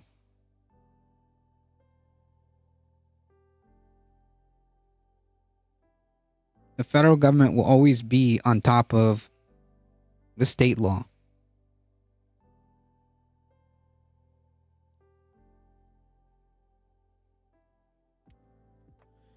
Quote, we are disappointed that the Supreme Court did not reach the merit of the FDA's lawless removal of common sense safety standards for abortion drugs, said Erin Hawley, one of the group's lawyers.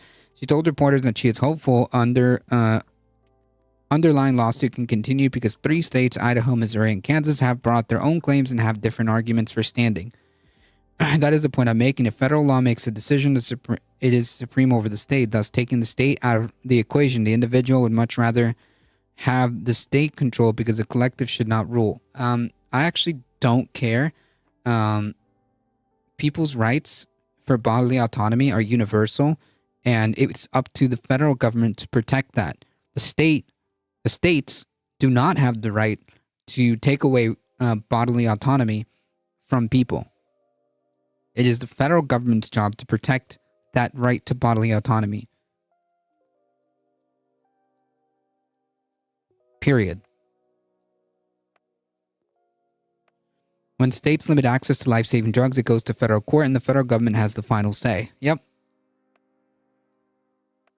By throwing out such case on grounds, the court avoided reaching a decision on legal merits of whether the FDA acted lawfully in lifting various restrictions, including one making the drug obtainable via mail, meaning the same issue could yet return to the courts in another case. Yeah, you have to prove standing, though. You have to prove that there's a problem here. If you can't do that, you're going to get the same result. Another regulatory decision left in place means women can still obtain the pill within 10 weeks of gestation instead of 7. Likewise, a decision to allow healthcare providers other than physicians to dispense the pill will remain in effect. The court's decision to roll back abortion rights 2 years ago led a wave of new abortion restrictions in conservative states. Then the court suggested it was removing itself from the political debate over the abortion, but its litigation, with litigation continuing to rage over abortion access, the justices are continuing to play a pivotal role. The more laws the federal government has, the final say, the worse it is for all people. Not all states function under the same ethic. Good thing I don't give a shit about whatever states function over what ethics, because universal rights, like the right to bodily autonomy, is for everybody, and no state, regardless of what they feel, does not have the right to take away people's rights to bodily autonomy, period. And that's not necessarily always true, that the more laws the federal government has, the final say, and the worse it is for all people. That's not true. You can't actually prove that. You can't prove that. That's, what is it? How's the terminology? Not falsify. It's unfalsified. Whatever. The point is, you can't prove that that is true. Because there are just as many examples that I can show where federal government should have the final say, and there are examples where the federal government having the final say is bad. It's bad. So making the statement, the more laws the federal government has a final say in, the worse for all people, it's just not, you can't, that's just not true. You can't really put that into real numbers. Do not confuse ethics with Christian morals. Right, yeah, human rights do not care whether or not you are in a red state or blue state or whatever. That is why a federal government is necessary, to protect the universal rights of everybody, period. If there is something that the federal government should do and should exist for, is for things like that. The federal government does not belong in people's lives by regulating abortion. The federal government's job is to protect people's choices of what they can and cannot do with their body, period. Their bodily autonomy, their right to self-determination. That is what the government should be concerned with itself. The concept of limited government holds that there should be legal constraints on power of public authorities, especially with respect to individual rights. The concept is also important in economic affairs, where government intervention may have the effect of disrupting markets and commerce. I've got news for you as to how free markets work. Yeah, keep your laws out of my undies. Right. The laws shouldn't be to regulate things. Things that involve your body, like abortion. Decisions that involve your body, with like abortion as an example. I'll just stick with that. The government's job is to make sure that you have the freedom, to preserve the freedom to be able to make your own decisions with your own body. That's what the federal government needs to be doing. Yes, the law should exist to make sure care is provided in a safe, reliable way. Exactly. Yeah, I don't know. This must be like some fresh out of economics, fresh out of economics libertarian. Correct, there should be less regulation. This means to return the power to the lowest authority, which is the individual. Right. So the states shouldn't have that authority. The federal government's job is to protect the rights of the individual. So you're actually making my point. There should be less regulation in certain cases. Like, I don't believe that there should be a regulation on abortion. But I do believe there should be more regulation on certain things that affect people. Right, and it is those very same states that are threatening the right to the individual. So you just you completely contradicted the opening statement that you made. This makes no sense. This makes no sense. You are making zero sense. The federal government does not protect individuals by creating new laws. The rights you speak about have already been secured with the Constitution of the United States. No, it hasn't. That's why you need legislation. That's why you need federal legislation. A federal codified row would be exactly what I'm describing. You are incorrect.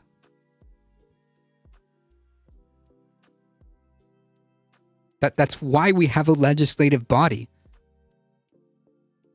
To make sure that we can create new laws, ideally, supposedly, in a representative republic or democracy, in a representative government, to represent the will of the people and to make sure that the people's rights are respected.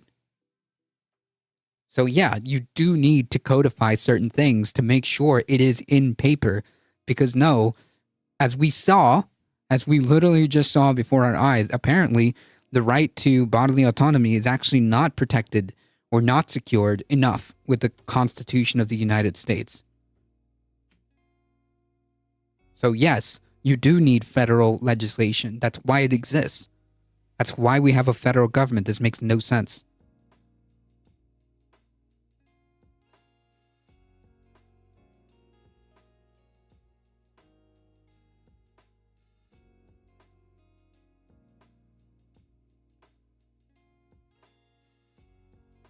federal government doesn't protect individuals by creating new laws.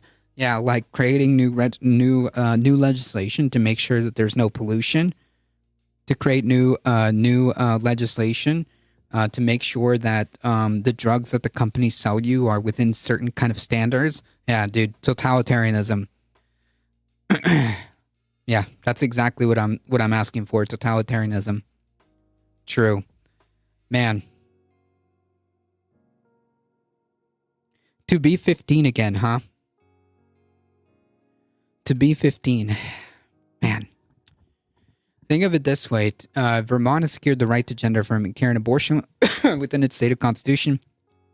If someone were to take it to the Supreme Court and won, those protections would no longer exist because federal outrules the states. Correct. They don't follow the rules you're speaking about already. The FDA is a failure. Not really. Are there problems within the FDA? Sure. Is it possible that there's corruption within the FDA? Sure. But to say that like the FDA is a complete failure, not really. They give standards. They give standards so that you don't just take poison made by corporations who just want to profit, right? The FDA exists so that you're not sold snake oil 100% of the time. Just because like there have been problems within the FDA does not mean that that institution shouldn't exist. Anyways.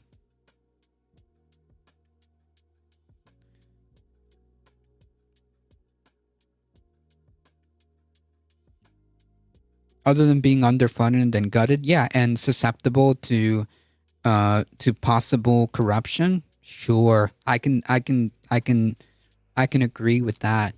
But to say that like something like a regulatory body like the FDA is a failure, I don't know about that.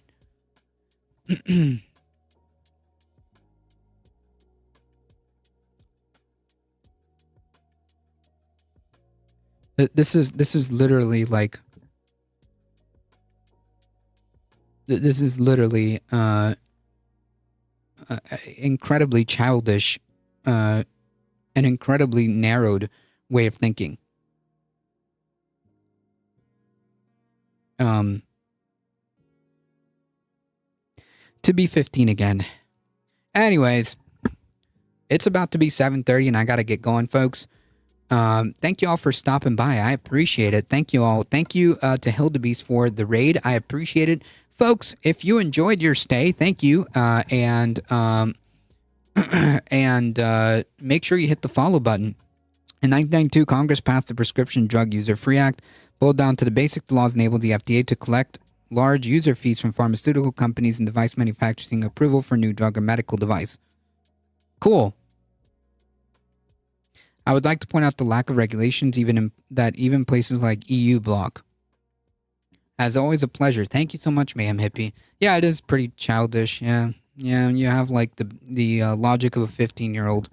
Yeah, it's pretty childish the way you think. Yeah, I stand by that comment. Food time, indeed. Thank you all for stopping by. I appreciate it. Like, it just blows my mind. It just blows my mind. Still insulting people. No, just you. Just you. It blows my mind. It blows my mind. Anyways, folks, thank you all for stopping by. I appreciate it. As always, folks, if you enjoy the content, don't forget to hit the follow button. If you're on the YouTube, keep liking the stream. I appreciate the likes. I appreciate the likes. Keep subscribing, do all the things. And I maybe Tuesday and Wednesday are a little bit dicey. But I'll see you guys on Monday. Consider checking out the merch store if you want to continue to support the channel. There are many different ways. Join the Discord, folks. I feel there's a difference between insult and the truth. There is, because I actually don't know how old this person is. So technically, I don't know. However, the mentality is pretty childish. Truth is difficult, insults are easy. True. True. All right, folks. Thank you all for stopping by. Thank you, Heat. Thank you, Michael Hasser, for modding the chat. I appreciate it. We're out of here, folks. it is time to go on vacation. Thank you all. I appreciate it. Stay safe, everybody. Thank you for all the support. Please stay safe. Please take care of each other. I love y'all, and I hope to see you guys in the next one, Monday, 5 p.m. Eastern Time. Thank you all. See ya. Happy weekend indeed.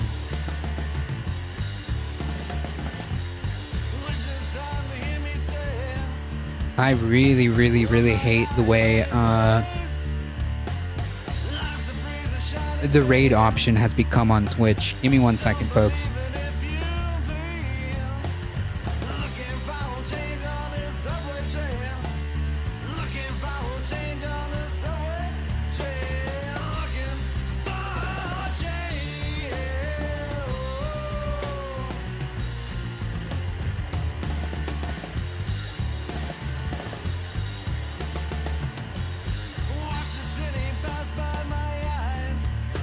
Okay, I got it, folks.